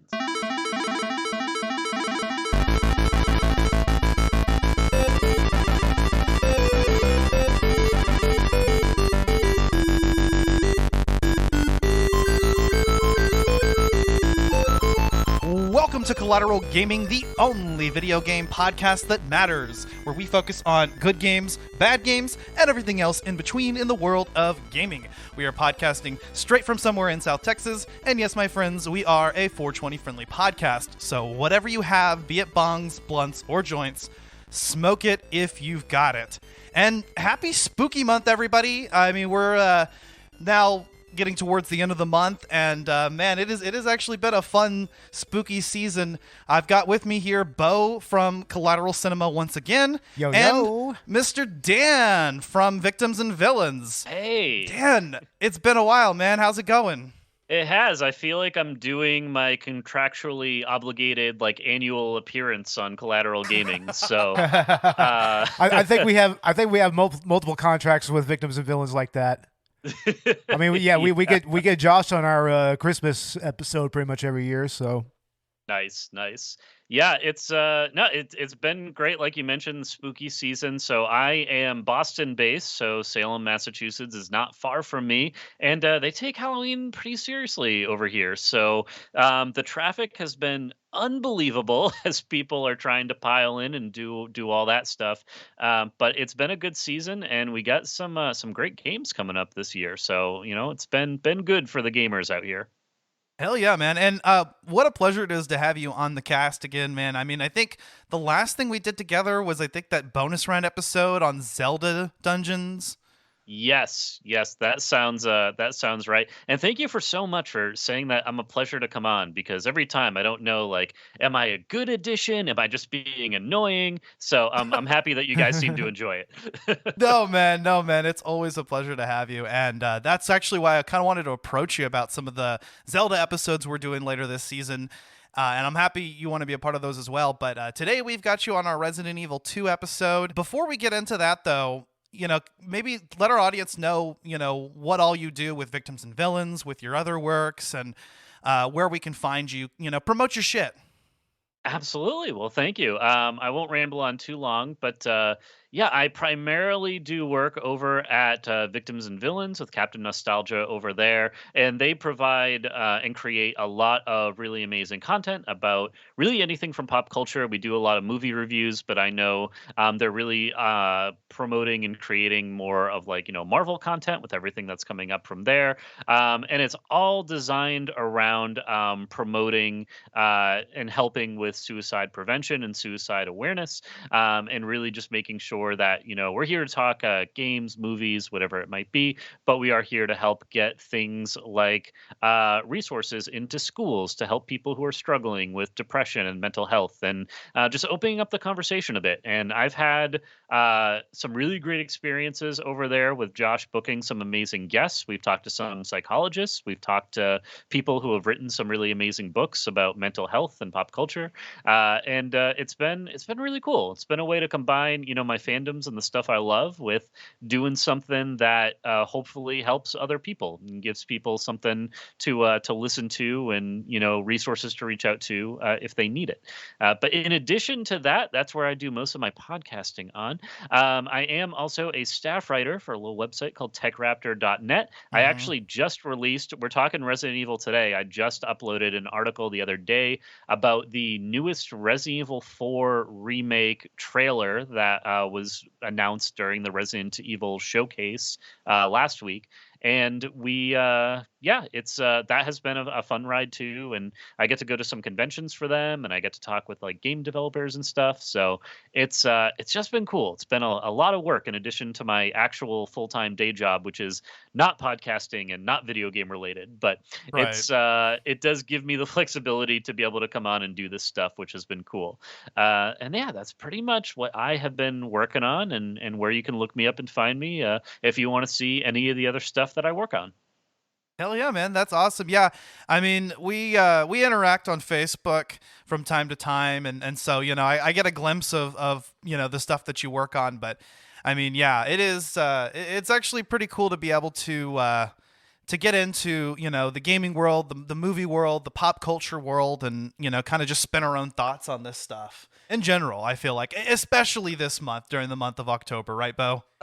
Oh yeah. I mean, this is a very horror centric season, and a lot of podcasts, they do the Halloween thing, and we're no exception. But I mean, we make it a point to start over on Collateral Cinema to start our season in October. Because that's just our bread and butter. That's just horror is just where it's at for us. I mean, we try to do multiple genres and everything, but it always just kind of goes back to that, and that's why October is just the perfect time for Collateral Cinema to start a season. So yeah, actually, and we kind of trying to start here like in September, and then with Collateral Gaming, but October is very close to the beginning of where we start, and I think that's kind of good, is that we sort of bookend the season with horror content. What have you guys been playing lately this month? What have you been playing, Dan? So I had very good ambitions, I would say, to play through the original BioShock game this season. That's not happening, and I'll tell you why it's not happening. I've just been juggling a bunch of games at once right now. Usually I focus on one and I play through it to the end. This year that has not been the case. A big reason, if either of you guys have ever played Persona 5, I am currently playing through that in real time. So the game follows the calendar, the annual calendar, and I'm going day by day. So Wow. that is every single day I am doing a check-in on Persona 5. Overwatch 2 just dropped, which Overwatch is definitely a guilty pleasure of mine, so I've been playing more of that. Also free to play and available on cross-platform, cross-progression. So I downloaded it to everything that I own, and I'm playing it on PC and Xbox and PS5. And I did try it on the Switch, and I will probably never play it on Switch again because that does not run well on Switch, but it does run. So that's good. And then just, playing jumping into Halo Infinite here and there, and just kind of doing some more, I guess I'd say casual, multiplayer, jumping in and out. So less on the horror side, but we do have, some really cool games coming up. And we had mentioned the Resident Evil 4 remake is coming out really just less than 5 months from now. So that is coming up on the horizon, and I am so excited to check that game out. But last Halloween, I did do a Resident Evil 2 remake playthrough again, which that game, once you get it down, it's very easy to speedrun it. And so I played it in 2 sessions, I think. I got friends together, and we had all the cheat guns and unlimited ammo and everything. So we just breezed through it and did that. And that was a lot of fun. And I would like to do something like that this year. We'll see if I have some time for that. But that's a quick breakdown of what I've been playing anyways. What about you guys? Hell yeah. Well, in addition to the Resi 2 remake, which I've been playing, in preparation for this episode, I also obviously played the original game quite a bit this month, a little bit of Resident Evil 1 remake, as well as Resident Evil Director's Cut, which we also did an episode on. Mainly been playing those games, played a little bit of Clock Tower, because that's going to be our next episode. That's going to be our Halloween special, so mainly games I've been playing have been horror games related to whatever we're doing on the show, but I think it's fun to be able to kind of juggle even those games and play something different every day. Oh, of course, yeah. I mean, I'm pretty much the same. I've been playing most all the Resident Evil games, so far. And I mean, I think that, as far as the PlayStation Classic is concerned, that's my main mode of gaming right there. I guess every now and again, I've just been playing more arcade ROMs and everything. I think the last one I did was the original Teenage Mutant Ninja Turtles game, which I would really like to live stream sometime. It'd be fun to live play that. I think we should do something whenever we do the TMNT movie episode later on Collateral Cinema. Yeah, definitely. Yeah, I think that would be dope. But yeah, what else have you been playing, man? I mean, really, I actually watch a lot more gaming content on YouTube than I actually play games most of the time. That's true. So, I mean, once again, I watch The Librarian a lot. I mean, he's got some awesome playthroughs of Gmod maps and everything, and horror games and whatnot, and urban exploration and whatnot. So, I highly recommend him. I think I did on the last episode, but hey, another plug, dude. Yeah, no shit. Yeah. That's more or less what I've been doing. Fuck yeah. Well, we'll get into Resi 2 here in just a little bit. One more thing I did want to mention, because we were struggling for news with our last episode, and we did actually get a fair bit of news regarding both the Silent Hill and the Resident Evil franchises, which was cool. I mean, we had that Silent Hill event that came up. We got announced a new Silent Hill 2 remake, a movie, Return to Silent Hill, directed by the same director that did the original film, Christoph Gans. And we have 3 other Silent Hill related projects. One that's called Silent Hill F, which was done by the guy who did the Higurashi and Umineko visual novels. We got also Silent Hill Townfall, which is a brand new Silent Hill game. And as well, Silent Hill... What else was it? F? No, we talked about F. Yeah. That one is the most interesting to me out of all of them. Like, I mean, I already saw a video not too long ago that kind of had a breakdown of all the symbolism that was present in that, and it was really, really fascinating. Yeah. They're going to go to some really dark places in that game. That sounds amazing. I am completely blind to the Silent Hill franchise. I just never had a console growing up that it was available on. And then I just never played, and I want to play it, so I'm extremely excited for like the Silent Hill 2 remake to be coming. That will honestly probably be my first dive into the series. If I can find the original like PS1 game, I would definitely love to jump into that. But the announcement at the same time. So, guys, I'm a little concerned about myself. I think I wield a power that no person should have, and that's because about a year ago, I wrote an article about the dangers of video game acquisitions and how it's not necessarily a good thing. Like a week after that article was posted, Microsoft announced the Activision Blizzard deal. And now, Damn. like 2 weeks ago, I wrote like, where can I play Silent Hill in October? Where is Silent Hill? And I published it, and then they had this event, and now we're getting all this new Silent Hill content. So I guess if there's like a game you guys want to see, just tell me about it. I'll write about it, and it'll be announced like pretty much right away. So that seems to be the trend so far. Nice. That's fucking dope, man.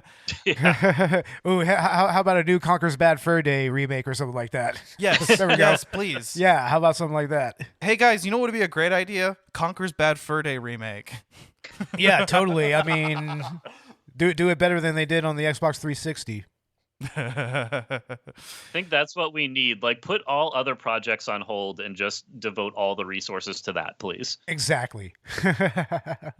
Yeah. Yeah, fuck yeah, man. We also got Silent Hill Ascension. That's what I was trying to look up earlier. Silent Hill Ascension, which is I think like a live experience or something. Yeah, it's like a kind of like, I guess, like Pokemon Go kind of thing. I don't know. Yeah, isn't there a God of War Ascension, I think? So like is this going to be like a crossover, like a Silent Hill God of War thing? You know, that sounds fucking awesome. That sounds amazing, honestly. I would love Kratos to show up in Silent Hill and just wreak some havoc. Seriously. Oh god. Yeah, because Kratos wrecks all the gods. Yeah, so could you imagine what Silent Hill would conjure up for him in the other world? It's like, Jesus Christ. Yeah, no kidding. Yeah, Silent Hill 2 remake I'm really excited about, and the new Silent Hill movie. I think that those are going to be... I'm really excited because I love what they've done with the more recent remakes of classic survival horror games, hint, hint, nudge, nudge. And yeah, Silent Hill 2 remake looks like it's going to be cool. And it's also just been fun to be part of like the meme community for some of these things.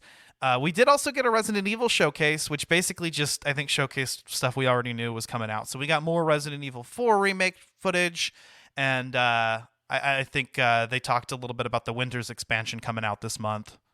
Yeah, so that Winter's expansion, I believe, is coming out the same day as Bayonetta 3, which really? is really funny to me because I've been so excited for Bayonetta 3, but now it's like, well, I'm not playing that on release day, probably. Like, I am so much more excited for this Resident Evil expansion, and I'll get to Bayonetta. I will play and give Bayonetta the respect that game deserves. But yeah, Resident Evil, just on my personal tier, that's got to come first for me.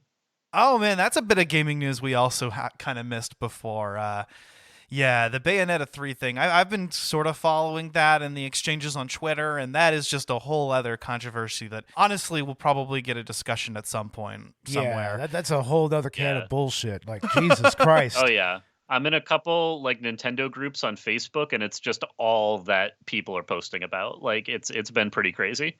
Wow. Yeah, no kidding. Jeez. Well, let's go ahead and let's get into Resident Evil 2 2019. So this is the remake of Resident Evil 2, the original 1998 video game. We covered it in part 1. So if you haven't listened to that, I recommend that before this episode. And yeah, this is the remake made on today's consoles, PS4, Xbox. I think it's on the PS5 as well, PC, so you can play this wherever. Dan, you approached me and said that you were excited and actually requested to be on this episode. So what's your experience with Resident Evil 2? I'm curious. So, and I know you guys had done an episode about the original Resident Evil 2, which I had played a tiny bit of back in the late 90s, but never really got into it. I never owned it. And so this remake really was for me my first opportunity to play through this story and see everything it had to offer. And man, I love it. It's just so well done. They rebuilt it from the ground up. I really like, there's a part of me that likes the old school like tank controls and the fixed camera angles, but now having the over the shoulder action, be able to shoot and walk at the same time, and just things that they didn't have 20 or more years ago, it's just really cool. And the game setting is one of my favorites, like this police station that's just overrun with zombies and monsters. It's fantastic, and I had a really, really great time with this remake. And really, it's having not played the original, my appreciation of this game is pretty new. It came out in 2019, so that's when I really experienced it all the way through. But it is my go-to whenever I want to put on like something, survival horror, something that I'm familiar with. And I really highly recommend, especially Resident Evil fans, if like you haven't played Resident Evil 2 Remake, it is so well done and definitely worth your time. Hell yeah, man. Hell yeah. Well, Beau, you've played the original game extensively. Now, you haven't gotten as far into the Resi 2 remake, but I did watch you play it while we were preparing for this episode. What are your thoughts on this? Well, not only that, but I also did go ahead and sit down and just say, fuck it, and watch a 5-hour playthrough of Leon's scenario. Right, so, right. Honestly, I really think that it is a close approximation to the experience that I had with Resident Evil 2 back in the day. It really kind of, just that whole modernization just really, kind of brought out some of the darker elements of the environments, of the story. And also it made for, and like revamping the actual combat and everything, it made for more tactical action, like you can actually kind of clear rooms in this game, Mm-hmm. which is interesting. And I like the design of all the zombies, and honestly, the gore is very well rendered and well done in this. Like, yeah. Jesus Christ, that one RPD officer, he just gets bisected. It's just like, it's real visceral at times. Very visceral, even more so than the original game in many ways, and that was a very bloody game. Yeah, no, with today's technology, they're just able to really just take this game and put it under a microscope, and you just really get a look at the graphic detail. I think Resident Evil 2 Remake, I'm just going to go ahead and start with my overall thoughts on this, because I've alluded to it previously on the podcast, but I think it's superior in almost every way than the original game, except for the second run /B scenario, which we will be talking about, because that's my only one big gripe with this game, and the only thing that keeps it from really trumping it. But I still gotta say, even with that considered, I think this is my favorite Resident Evil game. I'd like to kind of go back and play through Biohazard all the way, play through Village again, play every scenario of the Resident Evil remake before I really can say that for sure. But just from what I've played, and I've played through both the Chris. I've played through both the Leon and Claire playthroughs. In fact, I did Claire A, because that's what was originally canon in the RE2 1998 game. and then I did Leon's second run, and that's what I played so far. I've also started a Leon A playthrough or Leon first run playthrough in hardcore mode, and that is a whole other difficulty level as well. We'll talk about that, but yeah, no, I think that this game is incredible. I love what they've done in reimagining the story of RE2 and then just upgrading the experience in every conceivable way. Absolutely. Yeah. Definitely agreed. And not having played like the scenario B, the second run through on the original game, I'm curious to hear your thoughts about that. But I would like I feel like I don't see this enough in games, and I would kind of like it because Resident Evil 2 sets it up in a way where Claire and Leon will run into each other like periodically throughout the story, and you never really understand like what the other one is doing, which is it's usually like fine, but then it gets really weird toward the end of the game where you're in a place that the other character has no business being in, and also there's a child there, and you're like, what? Why are you here? And then it makes you, or it made me be like, well, I gotta go play this other like run through. I need to know what this character has been up to. So I love how the characters and those stories like intersect at key points. And then there are like I believe there's an office in the police station that your character A can never get into, but your character B is able to get into. So there are like different different things and different things you can explore like that. So I thought that was really cool. Yeah, I mean that's a holdover from the zapping system that they utilize in the original game, right? You know, Yeah. where you have like scenario A, scenario B, and you can actually play each one inversely, and you know it could give you a different experience each game. Yeah, So, I guess let's start. I'm going to start with the bad. I think that this is actually a really good place to start because it only goes uphill from here. Promise. yeah. In the original game, you had the zapping system. So what you did in one scenario affected the other. If you took a weapon in A, it wouldn't be available for the character in B. Also, A and B fought different bosses, so it made sense. Unlike Resident Evil 1, where you had Chris and Jill, which were alternate versions of events, neither of which were canon, because there is no canon scenario in Resi 1. The difference with the B scenario and the original Resident Evil 2 was that it was what the other character was up to during the events of what you just played. And then you had 2 more playthroughs to go through. So I've played through all 4 scenarios of the original Resident Evil 2, and I can tell you that they're all 4 different experiences.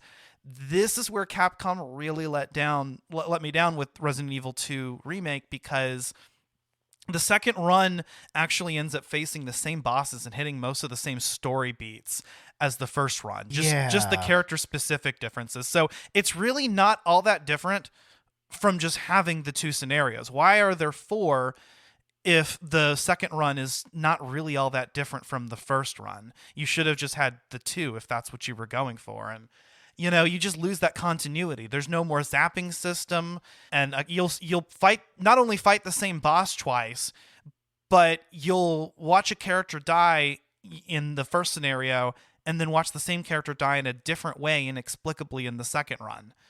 Wow. And it's like these events can't coincide, and that's fine because, you know, again, in the original Resident Evil 1 they didn't. But why make a second run if you weren't willing to go all the way and do the B scenario properly? Yeah, that doesn't really make a whole lot of sense to me either. I mean, especially since that was arguably like the best and most innovative part of the original game. You right. know? I mean, it's really what made it it was a selling point, you know?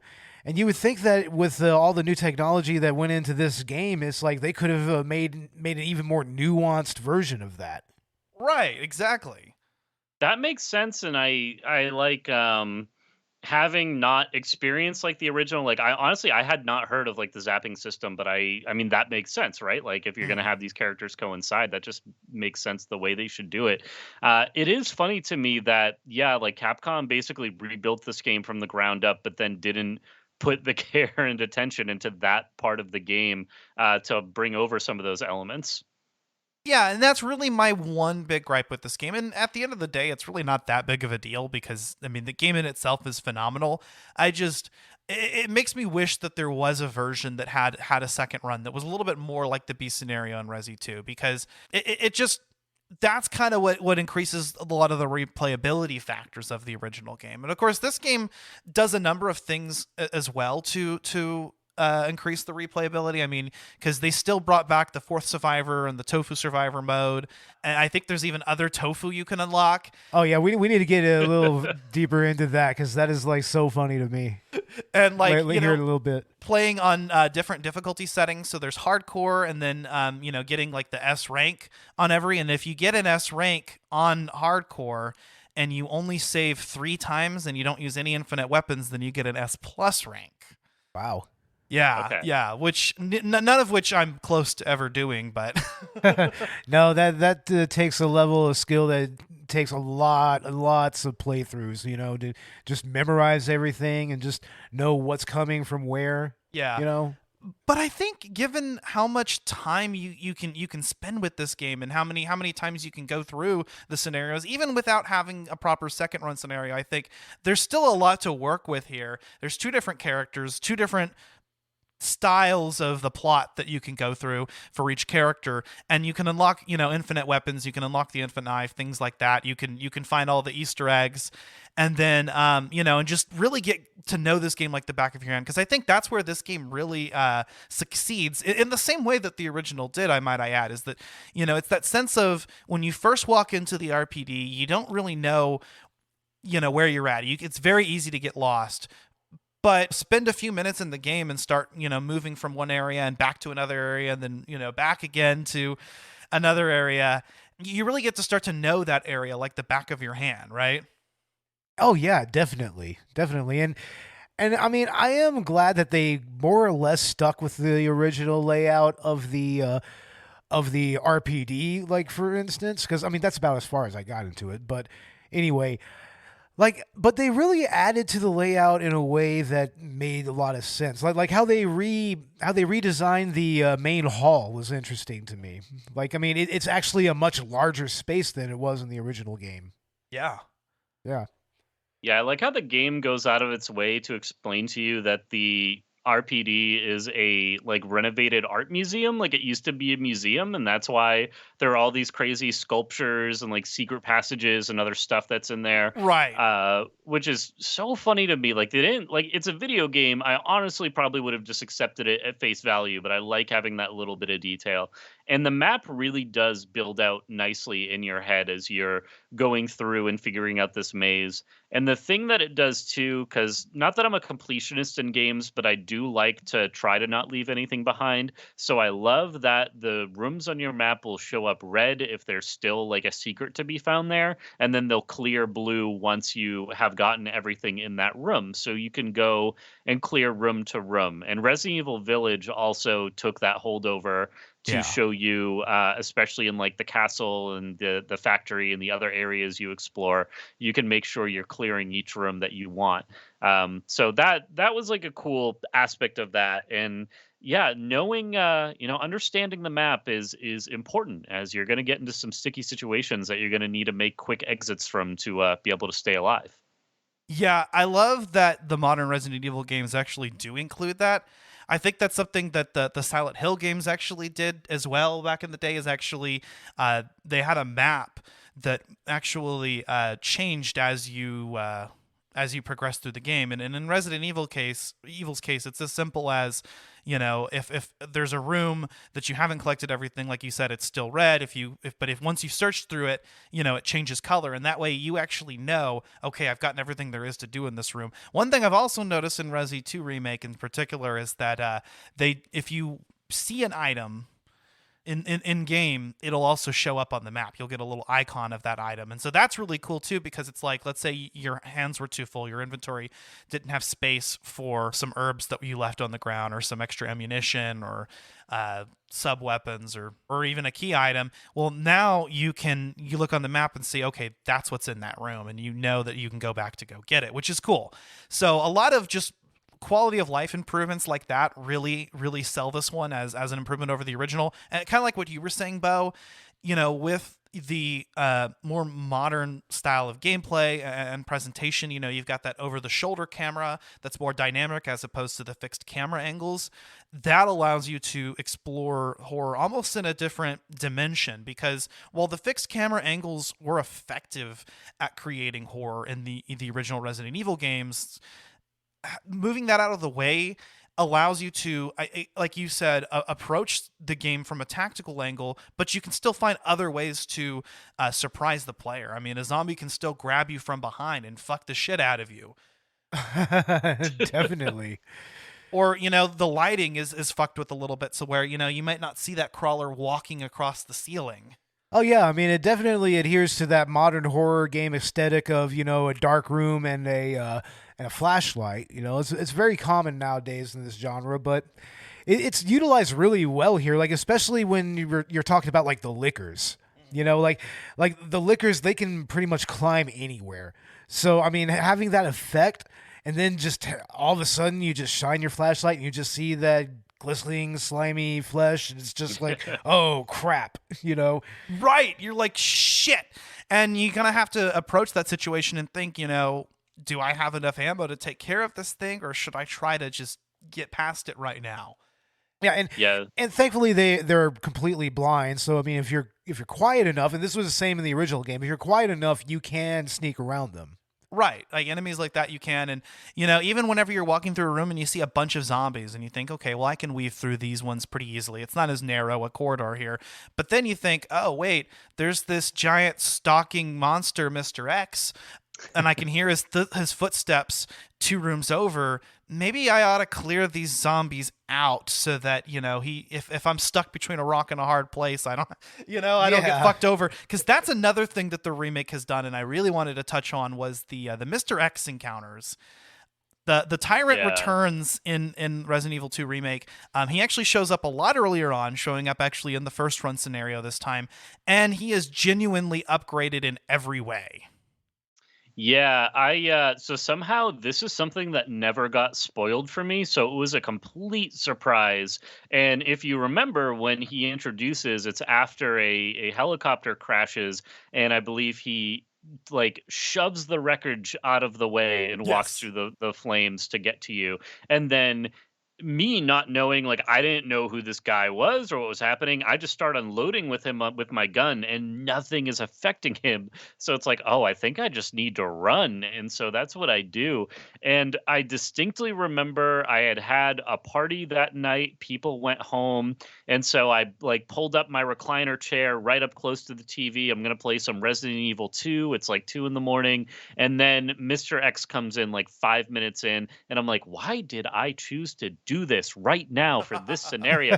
Like, I was prepared for zombies. I was not prepared for this like hulking giant man beast to just chase after me, and the music changes and it would get stressful. Eventually, after like being captured by him multiple times, I realized, and this is where building the map in your head works, I would memorize just how to get back to the main hall, and then I would always lead Mr. X back there, because once you're in the main hall, you can just run in a circle and lead him and get enough of a lead to then sneak away and get away. So that was my strategy for dealing with him pretty much anytime he would show up. Yeah, no, that's actually an effective strategy. I use that a lot too. Is like, once I got to the main hall, I actually felt safe, because even though it's not technically a save room, it is a wide open area. And so, even if Mr. X follows you in there, you can give him the run around pretty quickly, because I think unless you agitate him, he never comes running at you. He's just always that straight march towards you. And I think that's what makes it so horrifying, is that he's an enemy that it's fairly easy to outrun, but he's just so menacing. And your first thought might be, if you don't know anything about the game or have never played the original, is that, you should take him down. He's like a boss, but no, you can't take him down. And in the original game, you actually could. If you shot him, in the head enough times, or you pumped enough ammunition into him, he would go down, and then he would be gone. And the entire time you were in that room, you got an extra item from him, and he wouldn't show up until his next scripted encounter.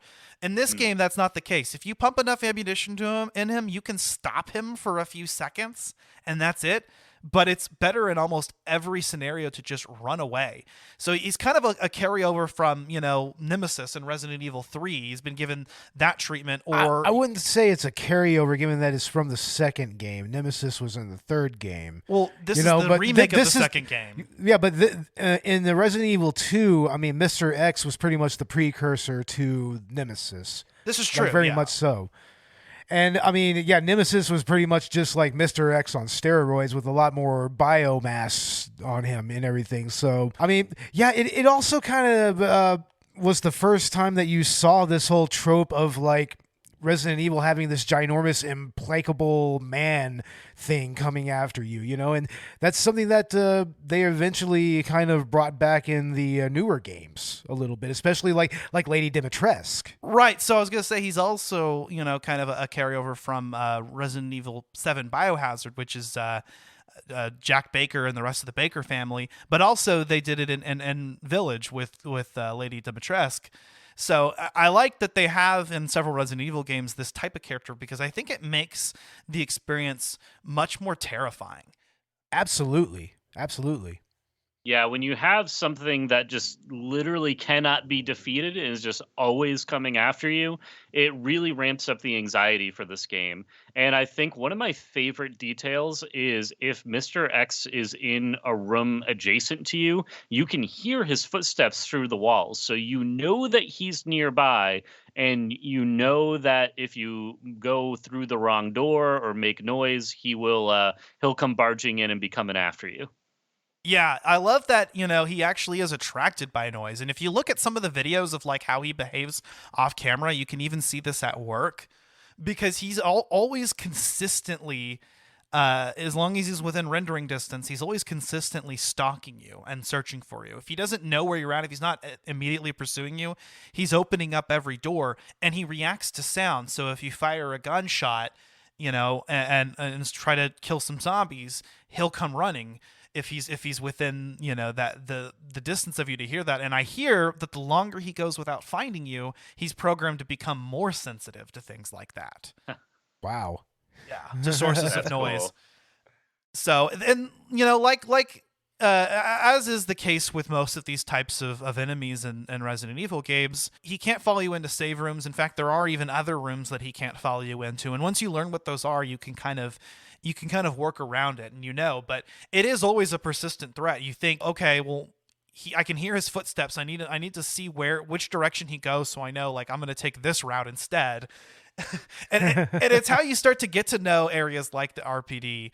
And I feel like that, again, like in the original game, that is the most effective part of this game are the sections that you spend in the RPD, and most particularly the sections you spend with Mr. X. Mm-hmm. You kind of have to plan. You think, I've got to go grab this item from this room, but there come the tyrant's footsteps. Shit, I can't go do that right now. Yeah, and there are certain rooms that I feel like were built for dealing with him, like the room with all the lockers that you need to collect the security codes for. Uh-huh. Those that room is like it's a big U shape, except it goes all the way around. So I guess a big circle is what that shape would be. But you can lure him in there and then kind of run around and be able to get to the exit while he's still coming around the other side. So there are some areas that seem to be designed with him in mind to kind of give you a little bit of a break if you need it. Yeah, that's true. Yeah. And then there are just certain places that for some reason he won't enter, like the Star's office or the clock tower, or I think the interrogation room. Yeah, maybe that one. I don't really remember. He does actually have a random encounter if you go into the press room or in the hallway adjacent or on the other side of it. He'll do actually the same thing he does in the original game where he just bursts through the wall. And that is terrifying. Like, you don't even hear him. You didn't even think he was nearby. And then all of a sudden, boom! And he comes all the way the fuck out of the wall. And you're like, shit, what the fuck? And I love how the characters actually respond to that in this game. Like when you listen to Claire or Leon, they consistently have responses to things like that. Like when they see Mr. X and they're like, or whenever they're, I remember playing as Claire and trying to headshot a zombie, and they start saying shit like, "Come on, you bastard!" every time they come back up, and If there's one thing that I hope we get held over in the Resident Evil 4 remake coming up in March, there's a moment in the beginning of the game where after the intro village sequence, the church bells start ringing and everyone, all the enemies are going away. They're being called away. And Leon has this line where he goes, "Where's everyone going? Bingo?" And it's just such a dumb, cheesy line that I hope to God they keep it in the remake, because I want the remake to be completely like serious and dark and atmospheric and everything that they're doing with it, but still keep dialogue like that, because it'd be a really nice juxtaposition, and I'd be really sad to see that line go. God, I hope so, because like I think that's like my only problem with the Resi 1 remake is that they took out the Jill sandwich line. Yeah, that was always really, really tragic. I'm just like, come on, guys. It's like, that's like Barry's best line, his most memorable line. Yeah, with the better graphics and just better technology, they're able to portray the story of this game much more seriously. And I do agree that it's a lot darker. In fact, actually, it is visually darker. The RPD in particular was actually darkened up quite a bit. Most of the lights are dimmed or turned off in areas, unlike in the original game. Yeah, it almost has this kind of urban exploration vibe to it. It feels like you really are coming up on a police station that's been abandoned for a few years, but I mean, it's just been ransacked by this fucking zombie apocalypse. Yeah. Yeah, I really actually enjoy the touch that they did with the atmosphere in this one. I think atmospherically, it also is just a lot better, actually. Yeah. Resident Evil nails atmosphere, especially in 2, and the lighting especially. I mean, you're talking about the darkening of the police station.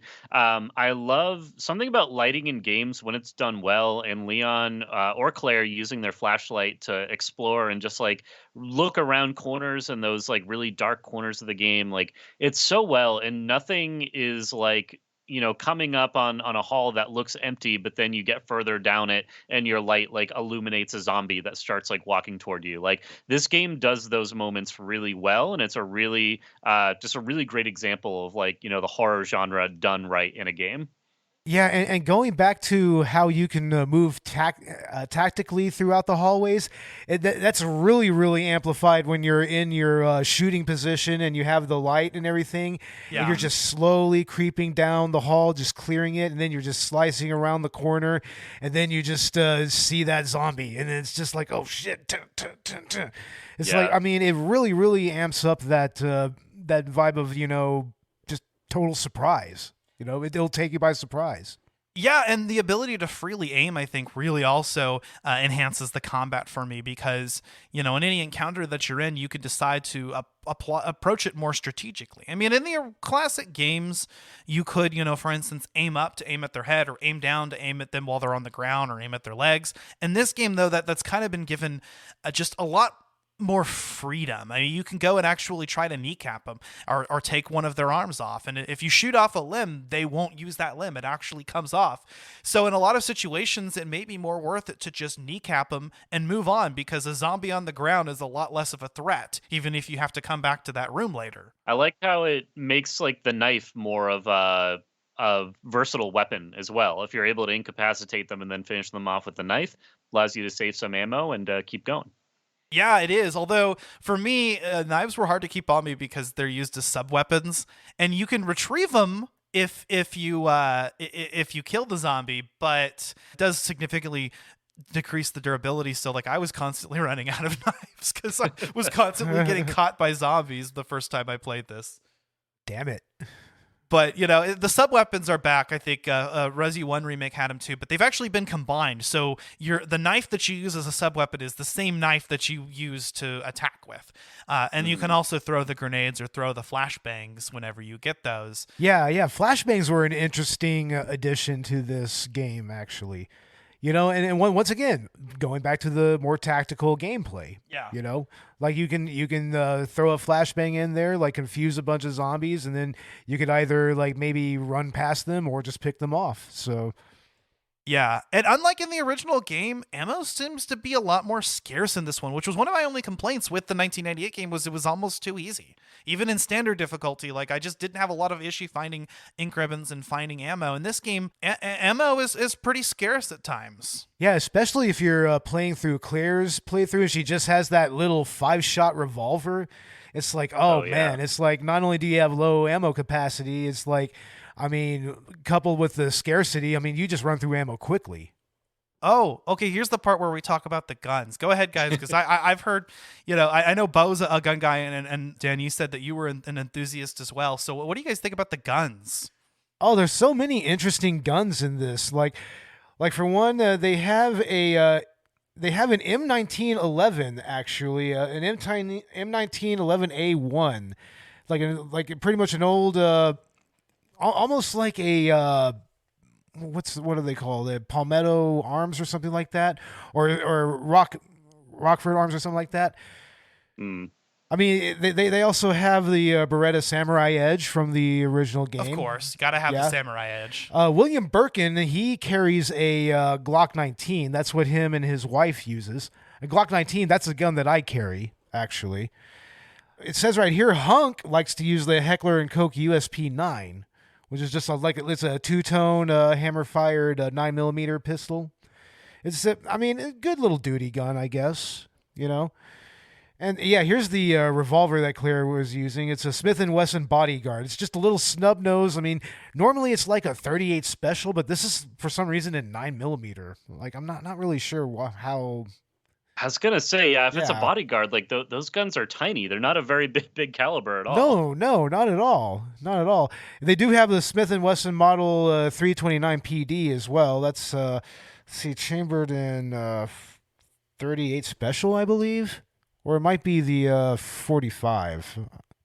Oh, they even have a Ruger Blackhawk in this game, which is very interesting. That's a single action army. It's like an old school gun where you absolutely have to cock the hammer before you fire it every time. Mm-hmm. It's not like double action where you can pull the trigger and the hammer goes back and everything. So, and I Go like ahead. that the samurai models in this game, I mean, based off of the Beretta.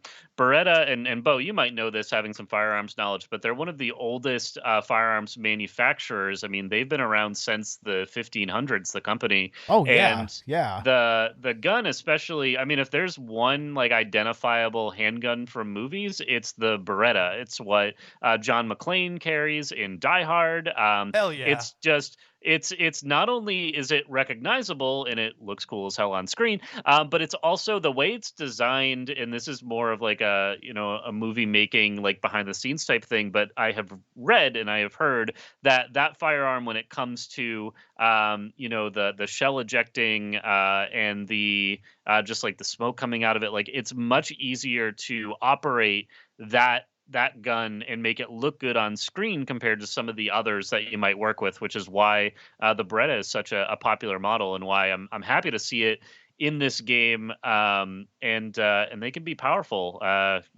definitely good for going up against zombies with.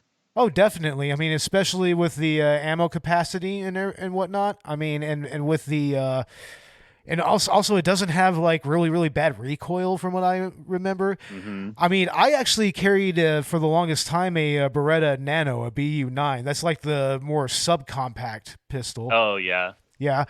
And I mean, it always had a real snappy recoil to it that I really liked. I mean, but then again, that was more of a striker fired gun instead of a hammer fired gun. Like a lot of the classic Berettas are hammer fire. So. Yeah, I think the Samurai Edge Beretta is you can only get it if you achieve an S rank or if you pre-ordered the game.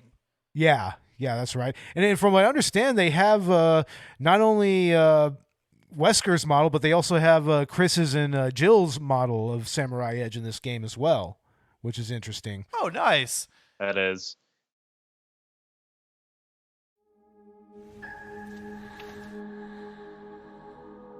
What's your mom like?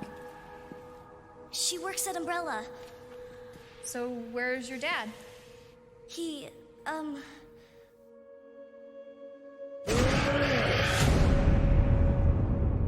he's gone.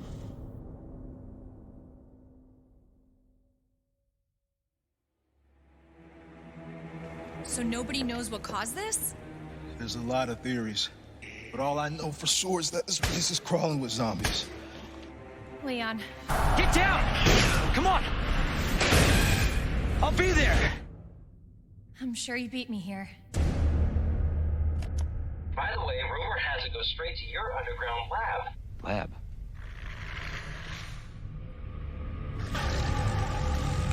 You gotta be kidding me.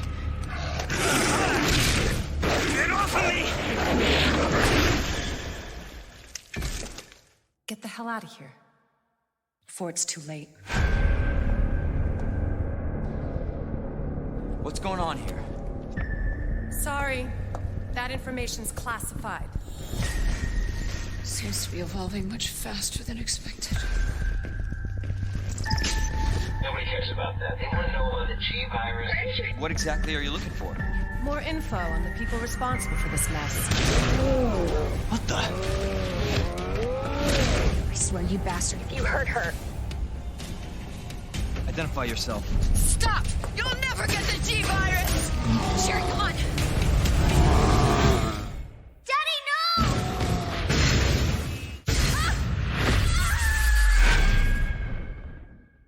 Claire, wake up! After you. Gee, thanks.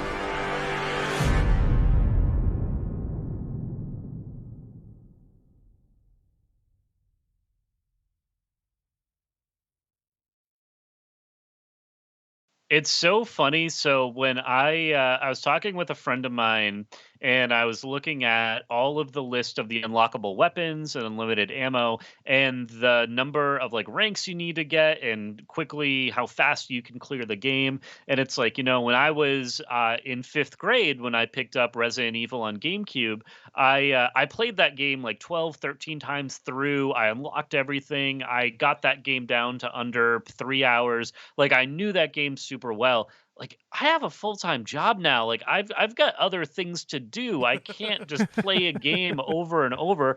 That doesn't stop me from playing games in general, but I kind of jump from game to game. Same. And so Yeah. I'm telling my friend this, and he tells me, yeah, like, I didn't have time for that either. So I just I paid for the DLC pack that basically unlocks all of that stuff. And there was just silence as I listened to what he told me, because I didn't know this existed. And I'm like, you what? You can just pay for this?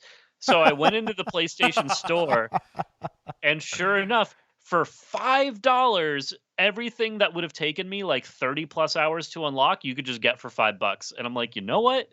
I will pay $5 to save myself that time, because I just want to enjoy these guns. I don't want to become like an S-ranked Resident Evil master player just to be able to run around with an unlimited ammo like submachine gun. That's not what I want to do. Well, I think that's actually, there's a good balance there. It's like people whine about microtransactions, but I think it's okay as long as there's another way to unlock that item. So let's say, and also obviously this does not going to apply to multiplayer games, because there's a whole other element that you have to add to there when you think of that. But I don't even play those a lot anyway. But with single player games like this, having the ability to either play through the game a certain number of times to get something like the classic Resident Evil experience, or like you said, because I'm not going to spend a lot of time on this. I'm probably not going to pick up RE2 for another year or two, if that, because I'm going to be busy with whatever we're playing next on the podcast. It's like, if I could pay $5 to get it all, that's cool.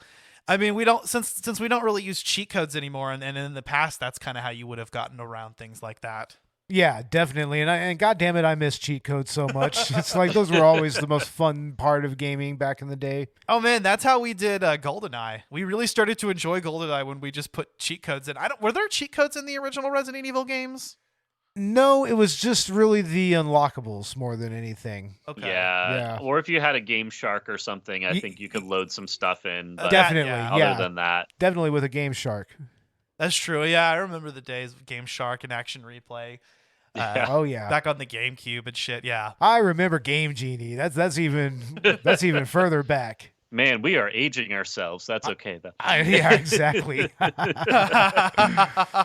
It's so funny to me with like so many. I mean, Resident Evil I feel like used to be locked on certain consoles like way back when the game originally had come out. Nowadays it feels like almost any modern console can be a Resident Evil machine if you want it to be. I own almost every game on my PlayStation. I know Nintendo Switch, surprisingly, you can play most of them, and they've now just released, I believe, 7 and potentially 8 as part of cloud versions. Yeah, and I think they did announce cloud versions of 2 and 3 remake. Yeah, that's right. So it's like, yeah, so Switch players can now play that. Not positive if the cloud versions are going to run super well, but it's cool that that option is there.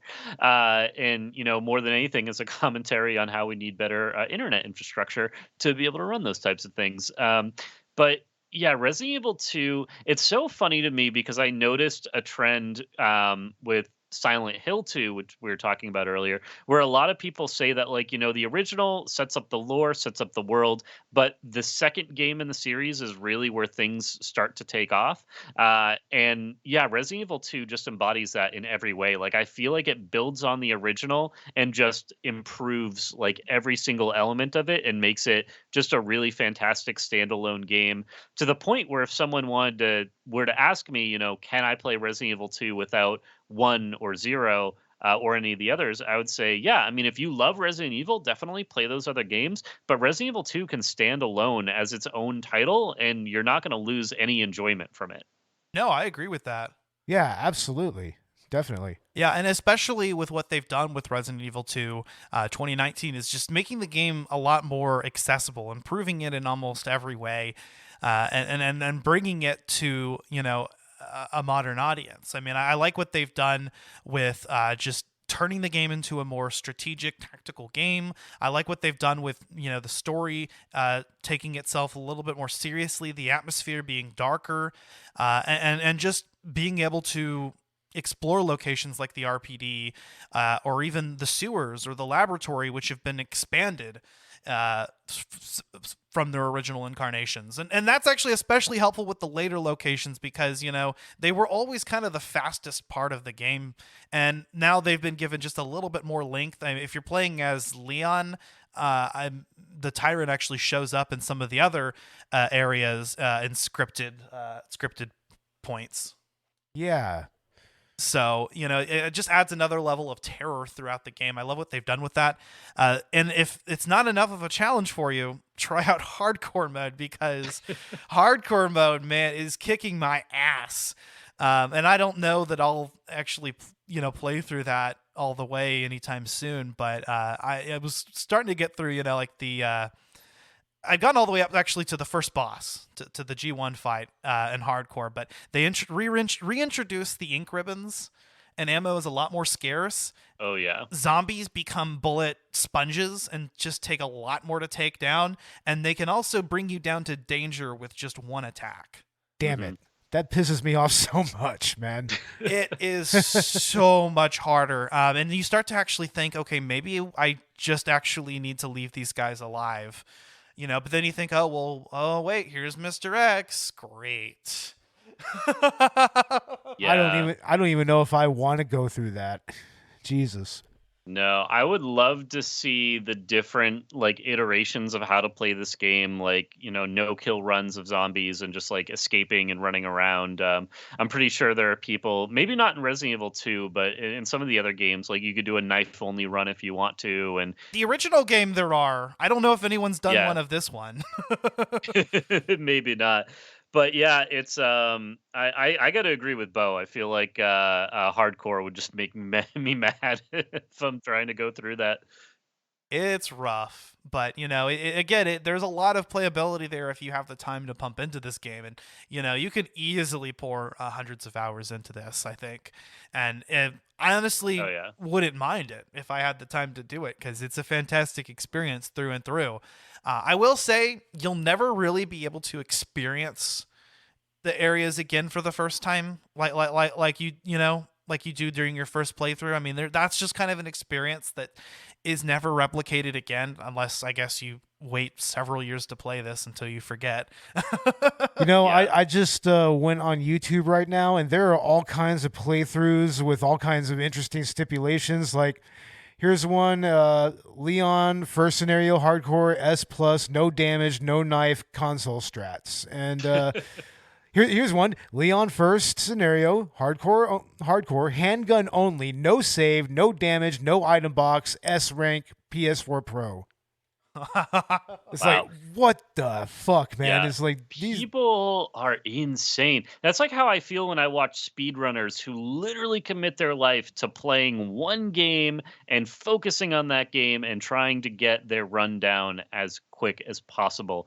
And that is a cool thing that Resident Evil 2 allows you to do. My first playthrough of this game was around 11 hours. You can beat it in under 3 pretty easily if you know where you're going and just connect the dots of the order in which things need to be done and don't waste time with like combat. You can speed run it, and it's designed to be done that way. Yes. But you do need to make a lot of connections in your own head before you're able to do that, because you need to just know, okay, in the police station, I go to this room and then over here, and then I need to go up to this floor. And I have not learned the game that well, but it's designed in a way that allows you to do that if that's how you want to play it.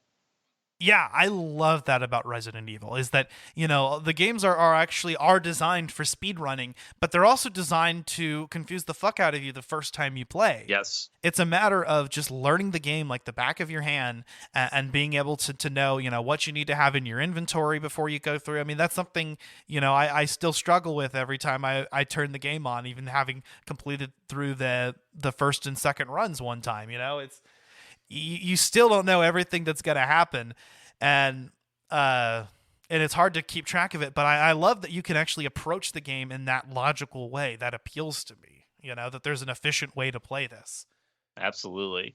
I feel like there's many locations in this game. We've talked about the police station a lot, but there is the sewer section. There's when you're playing through scenario B, there's the the orphanage that you can visit and go to, which I thought was especially cool because in scenario A, in one of the loading screens, it talks about there's like a location shows up for the orphanage and it tells you about it, and it's like, oh, I wonder when I'm gonna go there, and then you never do. You got to play scenario B to go there. There's the weird lab underground that you need to go visit and work through. So there's a lot of really cool areas where it starts out. I mean, the game literally in the beginning, you're in a gas station, like a gas station convenience store, and that's where things get really kicked off. And then just the different diversity of the different areas you go to has just been super cool, because Resident Evil 1, the locations were pretty varied, but they were all within the mansion, so it's nice getting outside of that a bit and kind of seeing what the rest of the city is like. Yeah, actually, the orphanage that you mentioned, I believe that's an element specifically to Claire's story. Okay. Yeah. That's what that is then, yeah. Yeah. Whereas so Claire has the Sherry section, and Leon has the Ada section, just like in the original game. And I gotta say, playing as Ada is a lot better than playing as Sherry, because you can actually shoot things and you can hack things. She's got a cool hacking ability. It's just, and the tyrant pops up. So I actually enjoy the Ada segments a lot more than the Sherry, but the Sherry ones are actually better here than they were in the original. It's not just dodging enemies. They actually added kind of a whole stealth part of the game where you play as her at the orphanage, and that part is actually kind of fun. Oh wow, I had no idea. I mean, of course, I haven't gotten that far in this game, but yeah, that's an interesting addition, though. Yeah, they turn it into just like a whole stealth encounter. It's cool.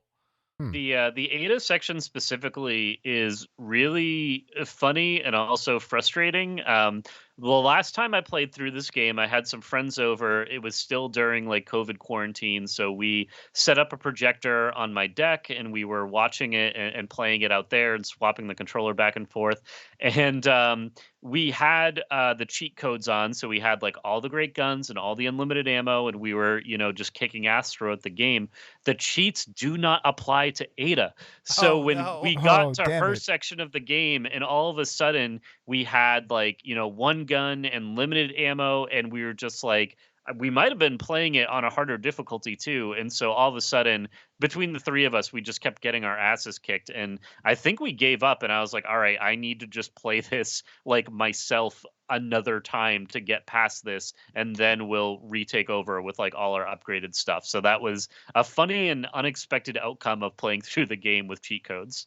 Nice. Wow. Well, the Ada section actually is a little bit tough because they only give you so much ammo during that section. So, yes, you can shoot zombies, but you don't actually have enough ammo to take them all out, I don't think. Yeah. There are parts of this game that are very, very difficult. I found myself frustrated at times throwing the fucking controller, but it really just adds to the tension. And just, once you overcome that boss that's giving you a lot of trouble, there's a sense of triumph that I think Resident Evil really delivers on in a lot of their games. I like that there's because like the lickers you can confront or you can just walk by really quietly and avoid them. Zombies, same way. They're not going to be super fast. You can try and avoid those if you want to. I think one of the enemies that gave me some of the hardest difficulty was the area where you are like the plants have overtaken, and so you need to get the chemical to remove the like the plant overgrowth. And so there are enemies that are just like T virus infused, or maybe it's G virus, but the plants have like come alive and they've become humanoid. And bullets don't work super well against them, so you need to bat them down with like your grenade launcher or something else just to try and burn them. And I definitely used up a lot of ammo during that part of the game. Well, yeah, the plant enemies I think only actually permanently go down if you burn them. So if you use flame rounds or a flamethrower. But and then one other aspect of this game that I actually really wanted to touch on too before we get into our final thoughts here, that really adds to the survival horror experience to me, but also just the frustration, were the fact that there's no clear indication when zombies are dead. In the original game, there'd be a little pool of blood, and then you knew, okay, the zombie is actually down. He's not coming up, right? Some areas it was harder to tell, and so you kind of had to wait and see, or maybe waste a shot on them on the ground just to check. In this game, all the rules don't apply. A zombie can be laying on the ground, and they don't come up the rest of the time you're in that room. And then you go somewhere else, and you come back, and that motherfucker raises back up to give you more trouble. God damn it. And it was just another element of surprise that just really gets you. That's like, oh, fuck, now this guy's in the room with me. And yeah, I just love how it just constantly kept you guessing. You would think that guy was dead, but he wasn't. Surprise. Damn it, man. Yeah. I mean, there was some instances in the original game where that could happen, but not nearly to that degree. Right. Like, not even closely at all. Right, and that's what I love about it. And the zombies can follow you from room to room because there are no more loading screens anymore. The entire map is loaded at once, even at the detriment of your PS4 if you had one that was heavily dusted like mine. Oh yeah, I remember it sounded like a wind turbine coming out of that thing, man. Jesus. Oh yeah. You might feel with the removal of the door loading animations that some of that classic Resident Evil experience is gone. But I beg to differ. I think with being able to just seamlessly move from one area to the next, just allows them to kind of pace out the tension wherever they want to in a room. And I love that it's kind of more streamlined like that. I'm actually surprised. Yeah, it does make for a less janky gaming experience. I mean, I'll always love those animations from back in the day. I mean, I think that is so uniquely Resident Evil, but that doesn't make a whole lot of sense in the modern gaming, sphere or whatever you want to call it. Yeah. I mean, but it also allows for things where like zombies can follow you through rooms. Another element that makes the game more terrifying is that, you might think that you've ditched this guy, but he'll actually come crashing through a little bit later. He'll take a while to break down the door, but he'll eventually do it. Yeah, and I remember in Resident Evil 2, something that they came up with is that sometimes you would open up a door and then randomly zombies would be there and they just come after you. You know, like they would actually come through the door. Like, so they tried to do something like that in like Resi 2 and Resi 3 a little bit, but not nearly as terrifying as this, though. Yeah. Yeah, I like that they can come through, and they can all come through at once. And now in this one small room where you thought you were safe, you've got a horde of zombies coming after you from the library. Oh man, I had that happen a few times when I was playing last night. It was just like, oh shit, oh shit, oh shit, oh shit, just constantly trying to run away from them. But there's just like not enough room to maneuver, and it's like, Yeah, it's tough. You really have to plan it out and think, let me check my map and see what route I'm going to need to take to get out of here, because I don't have enough ammo to take care of these guys. Yeah.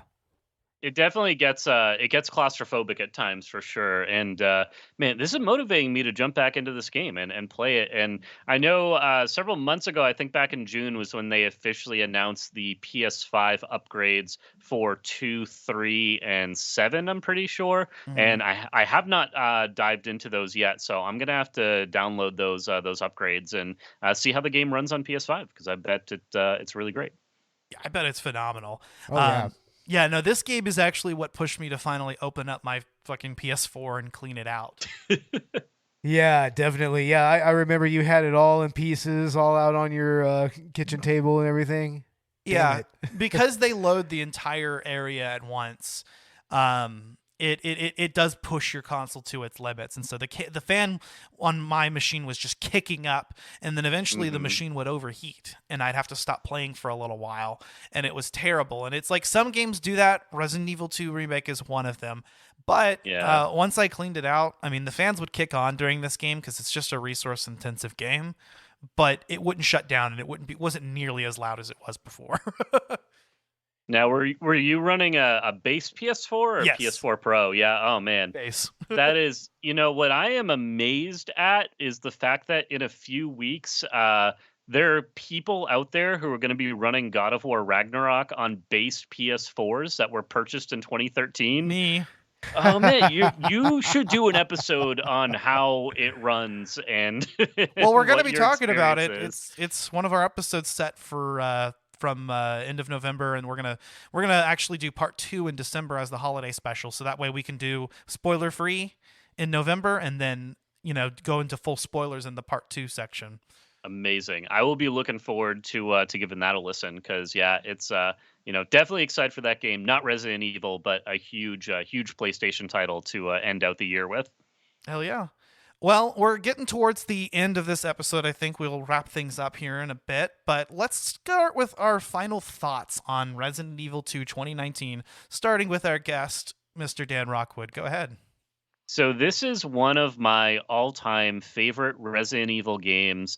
Arguably one of my favorite games ever. It's just so well done. It's so much fun. I've played through it twice and will likely play through it again and again. It's one of those games that I feel like I could pick up every year and just do a playthrough every year and be happy with that. So yeah, it's just great, and I would really love to see other games get a similar type of treatment, and we're even seeing this used as a benchmark now when games are being re-released or remade. I know when Silent Hill the 2 remake was announced, people are saying like, oh, it's getting the Resident Evil 2 remake treatment. So to be able to just nail it so well and have this like benchmark come in for what a game can be, I think that's really cool, and the team just knocked it out of the park with this one, and I'm really excited to see both what other remakes are going to happen and what new games we'll see. The big thing that I want is take Resident Evil 2 and fully redo the original Resident Evil game in that style, because that's something with like the over-the-shoulder perspective. I think that game could benefit a lot from adding those elements. Yes. So yeah. Thought exact same thing, man. Actually, a remake, if you will. Yes, the remake, the remake would be great. But yeah, man, I love this game. It's great. Thank you guys for having me on to talk about this. Because as much fun as I have playing it, I'm having a ton of fun talking about it. So definitely highly recommended. If you've listened to this far and haven't checked this game out yet, definitely worth checking out. Hell yeah, man. What about you, Beau? Now, even though I didn't really get too deep into this game, I mean, I did watch a playthrough of Leon's scenario and everything. Actually playing the game, it was a real treat. I mean, the characters are a lot more, human, like Claire and Leon. I mean, they're still really, really fun characters to this day. And especially in this game. I mean, the tactical combat is definitely a plus. And it just seeing all those iconic, moments in the original game just kind of expanded upon here was also a real treat, which is really cool because, I mean, the original Resident Evil 2, it was such an expansion of the original concept even back then on the PlayStation 1 and everything. And to see them all these years later go back to Resident Evil 2 and expand even further on it, like gameplay wise, like graphics wise and everything, story wise even. I think that the story is even a little tighter here, even though it's practically the same. Right. It has some beats that are a little tighter than the original. But yeah, I would like to play more of this. Like I said, I didn't get too far into it, but just even exploring RPD is just a lot of fun. And, just seeing how they reinterpreted the experience of playing the original game was really, really interesting. And I would really like to get a little deeper into it. So, yeah, I'm interested going forward into like eventually beating the game. So, yeah. Hell yeah, man. I definitely recommend that it, even if you don't actually complete everything that this game has to offer, which I don't know that I ever will, finish the game, at least finish through a set of scenarios. Given that the differences between the first and second run aren't really that severe, it's not really necessary to play both. Claire A, Leon B, then Leon A, Claire B. You don't have to do all of that. You can kind of get away with just the two if you want to experience what this game is. But if you love it and you have the time to pump into it, definitely there is a lot to do. Like any Resident Evil game, I think, just the prospect of being able to play in subsequent playthroughs with, the infinite weapons and whatnot. There's a kind of an alert of that, and all the extra difficulty modes. I mean, we didn't even talk about there's a Ghost Survivors mode, which are these kind of additional what if scenarios that I haven't even tried yet, that just kind of like the one girl that the Chief Irons was experimenting on, or he killed, or whatever the fuck he was doing with her. Yeah, that was the mayor's daughter. The mayor's daughter, right? Yeah. There's a scenario where you play as her. Oh, interesting. Huh. Yeah, and another where you play as Kendo, actually. Oh, that's badass, man. I mean, Kendo, he was the shit in the original game. Like he was just like, "Oh, sorry, babe." He has one of the more heartbreaking scenes. I mean, you would have watched so heartbreaking. Yeah. Oh, when he goes, as a father myself, that just really. Yeah. That sucked. That sucked. But and I was wondering what they were going to do with Kendo and I didn't expect them to do that. Yeah. That was like, whoa.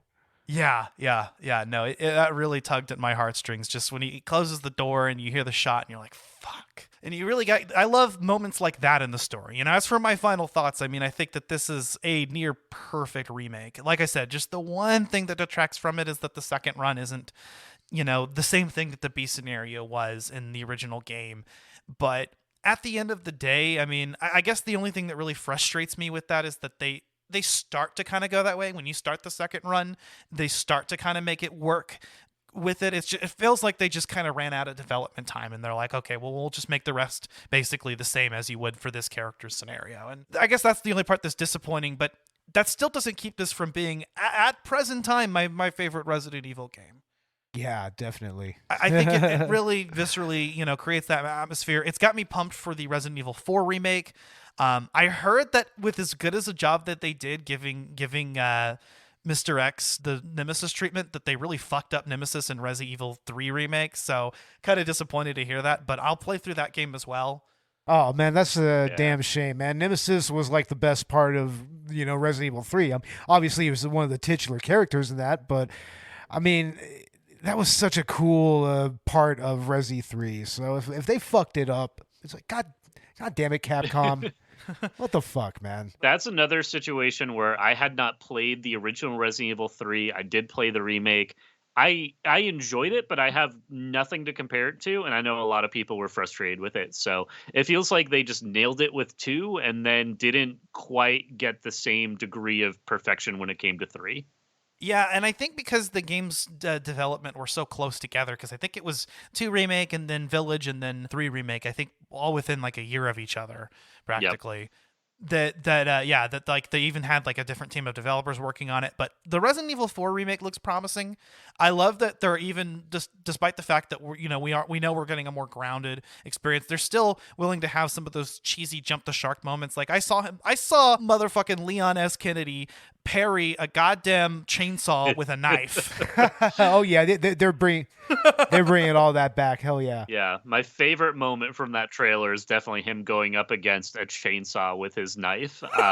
Yeah, I scrubbed through because I wrote up that article about that trailer. I rewatched it so many times and was like going frame by frame at points, like trying to pick out stuff. It was a lot of fun. We have a lot to look forward to for 2023.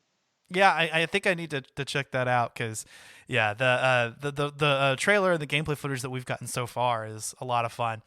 And yeah, I think it might end up being my first time playing through the Resi 4, unless before we do it, I decide to play through the original. So yeah, I'm actually really, really looking forward to it, and as well as whatever they do with Resident Evil 9. If that ever, whenever we get knowledge about that, I thought maybe the showcase might be the perfect time to introduce it, but we'll see. Yeah, a little bit more stuff with Village. They got that DLC, and then we'll be moving into 9. Which I thought the story that they're doing with like the Winters expansion, I expected that to be Resident Evil 9, right? But they're doing more like the expanded story content, which makes sense. So we'll see where the series goes from here. I'm definitely curious about it. Fuck yeah. Well, before we get out of here, man, Dan, where can our listeners find you? Plug your shit. Absolutely. Thank you. Well, you can check over at Tech Raptor for articles I write over there. You can take a listen over at Victims and Villains. You can follow them on Facebook, Twitter, find their podcasts wherever you get your podcasts from. And again, we do a lot of really great mental health support content, helping with suicide prevention, suicide awareness, and making sure we are doing what we can there. And if you just want to follow me personally, you can find me over on Twitter at drock64. I just retweet a lot of video game personalities and occasionally write my own somewhat funny stuff that sometimes lands, sometimes doesn't. You'll have to see which is which by following me over there. Yeah, Ash, thanks for the opportunity to come on and talk about this episode. This has been a great time. Yeah, no problem, man. And I'm looking forward to having you on our Link Between Worlds episode, which we're doing in December, as well as Tears of the Kingdom, which will be our finale. We already announced that because, I was just way too excited about New Zelda game. Oh, no. Man, I'm over the wall. But yeah, it's always great having you on, man. And, speaking of Victims and Villains, I mean, we have always had, both Collateral Gaming and Cinema have had a good relationship with that podcast. I mean, we come on, to the live streams every time there's an event around, and, we interact with each other's podcasts, guest hosts on each other's episodes, and so it's always been a lot of fun. I mean, with Collateral Cinema, like Beau mentioned earlier, Josh does the holiday episode with us every year. Yeah, at least for the last 2 or 3 years now. Yeah. So yeah, it's actually been pretty cool, and it's been awesome having Dan, having you on these episodes as well. And yeah, you're welcome on anytime, bro. Thanks, man. I appreciate that. And I'm happy to hear about the holiday episode. That's actually brings me back to probably 2016, where I was doing a podcast, my own podcast at the time with my co-host, and we met up. Josh and I got connected somehow online, and he said, "Oh, we're doing a holiday episode. Do you want to do a crossover?" I said, "Yeah, let's do it." And then, lo and behold, eventually my podcast kind of ended up sunsetting and ending, and then Josh just kind of adopted me into the Victims and Villains family, and then it's like I'm a fun guest host over there, when we're able and doing more stuff. And now, I cross over with you guys too. So I'm kind of that person where it's like, I don't really have my own podcast. I just come on to other people's and talk and have fun. And it's cool because it's all the fun and all the, social parts of it and none of the responsibility. So that's where I hang right here. Oh, that sounds nice. Damn it. That sounds so awesome. Yeah, I feel you. And Beau, since this is a joint Collateral Cinema episode, what's going on with Collateral Cinema?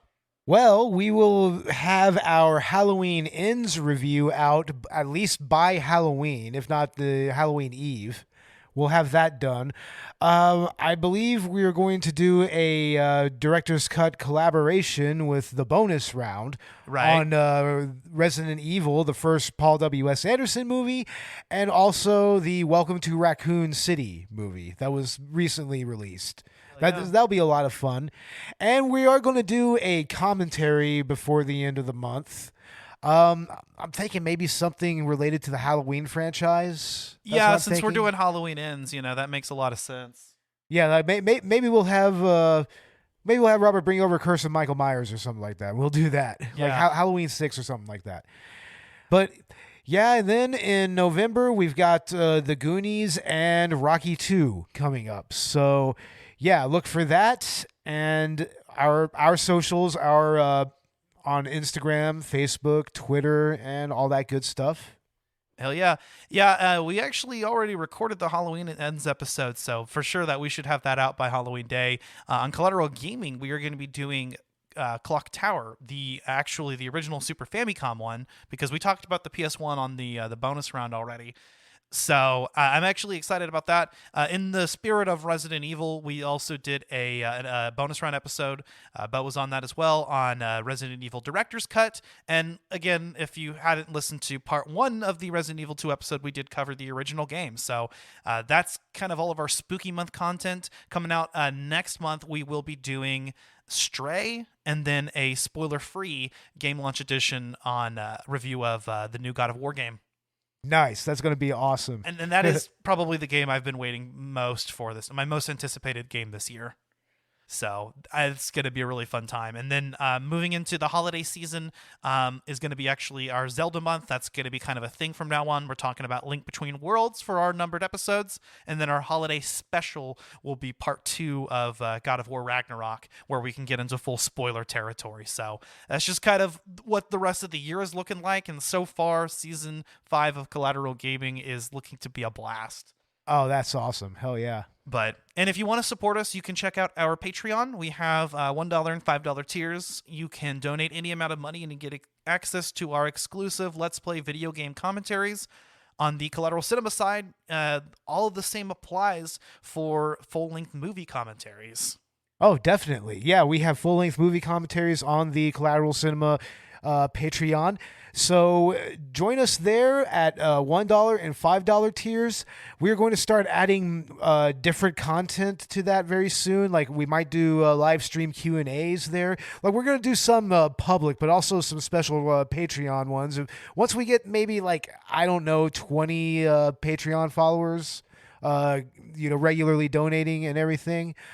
We also might start publishing our main episodes on there early, like maybe at least a few days early. So if you want exclusive access to that, once again, $1, $5 tiers, you might even get a shout out in one of our episodes. So yeah, join us there.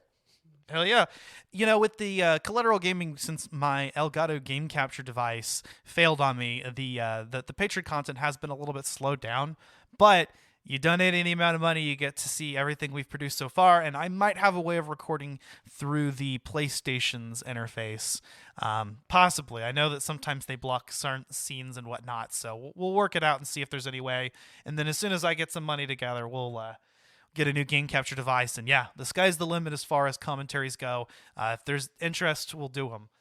But yeah, it's been a great episode. Again, thanks, Dan, for being on. Beau, thanks for being such an active part of this season. Oh, definitely. I'm having a lot of fun doing these reviews of games that kind of tie into my love of retro gaming. And, like we did Final Fantasy VII as the season premiere and then talked about the remake. So yeah, it was only fitting that I come on here and talk about all these old Resident Evil games. So, and I should be joining you for the Clock Tower one, right? Yeah, for the Clock Tower one. We've got a few other episodes this season that I know you wanted to be on, including the 420 episode. So yeah, that's going to be the fighting game episode, right? No. What is that one? Our fighting game episode is going to be our anniversary special. Oh, sweet. For awesome. 420, we are doing Conker's Bad Fur Day. Oh, that's right. Conkers. Yeah. Hell yeah.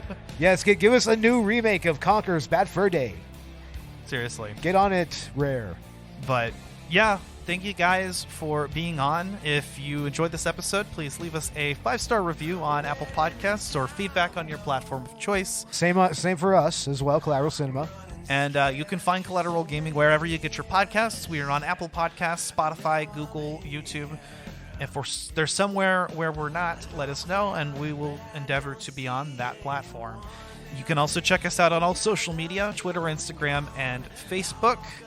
And I think that's about all there is left to plug. Oh, yeah, definitely.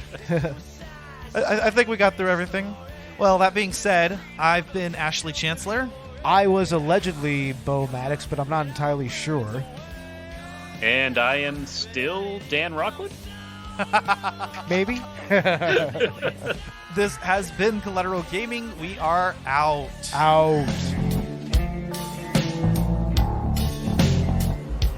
Where did my life go? I look in the mirror, but what I see, it ain't me. These streets are paved with fantasies of what the other half can be, but now it's flying in the breeze. There's two sides to every story, but you feed all the pain of the glory. It all burns away, but how did it go so wrong? Now it's all gone. Forget yesterday. It ain't worth the pain. It ain't worth the pain. The pain of remembering.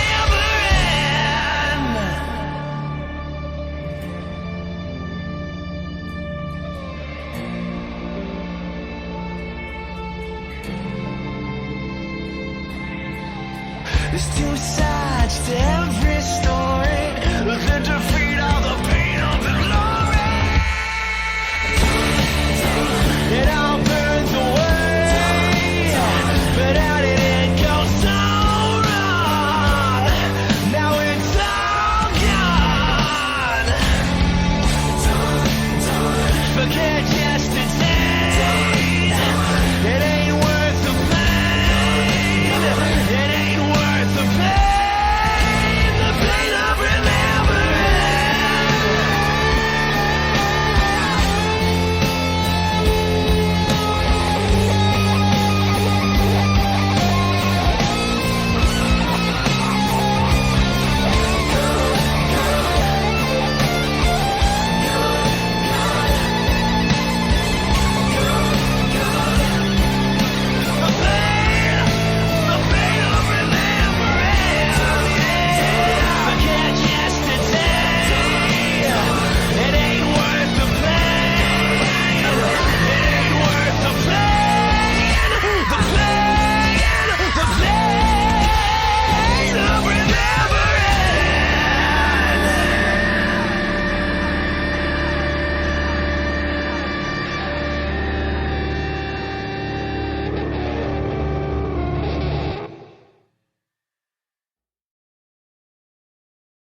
Collateral Gaming is a Collateral Media podcast. All music and game clips are owned by their respective creators and are used for educational purposes only. Please don't sue us. We're poor.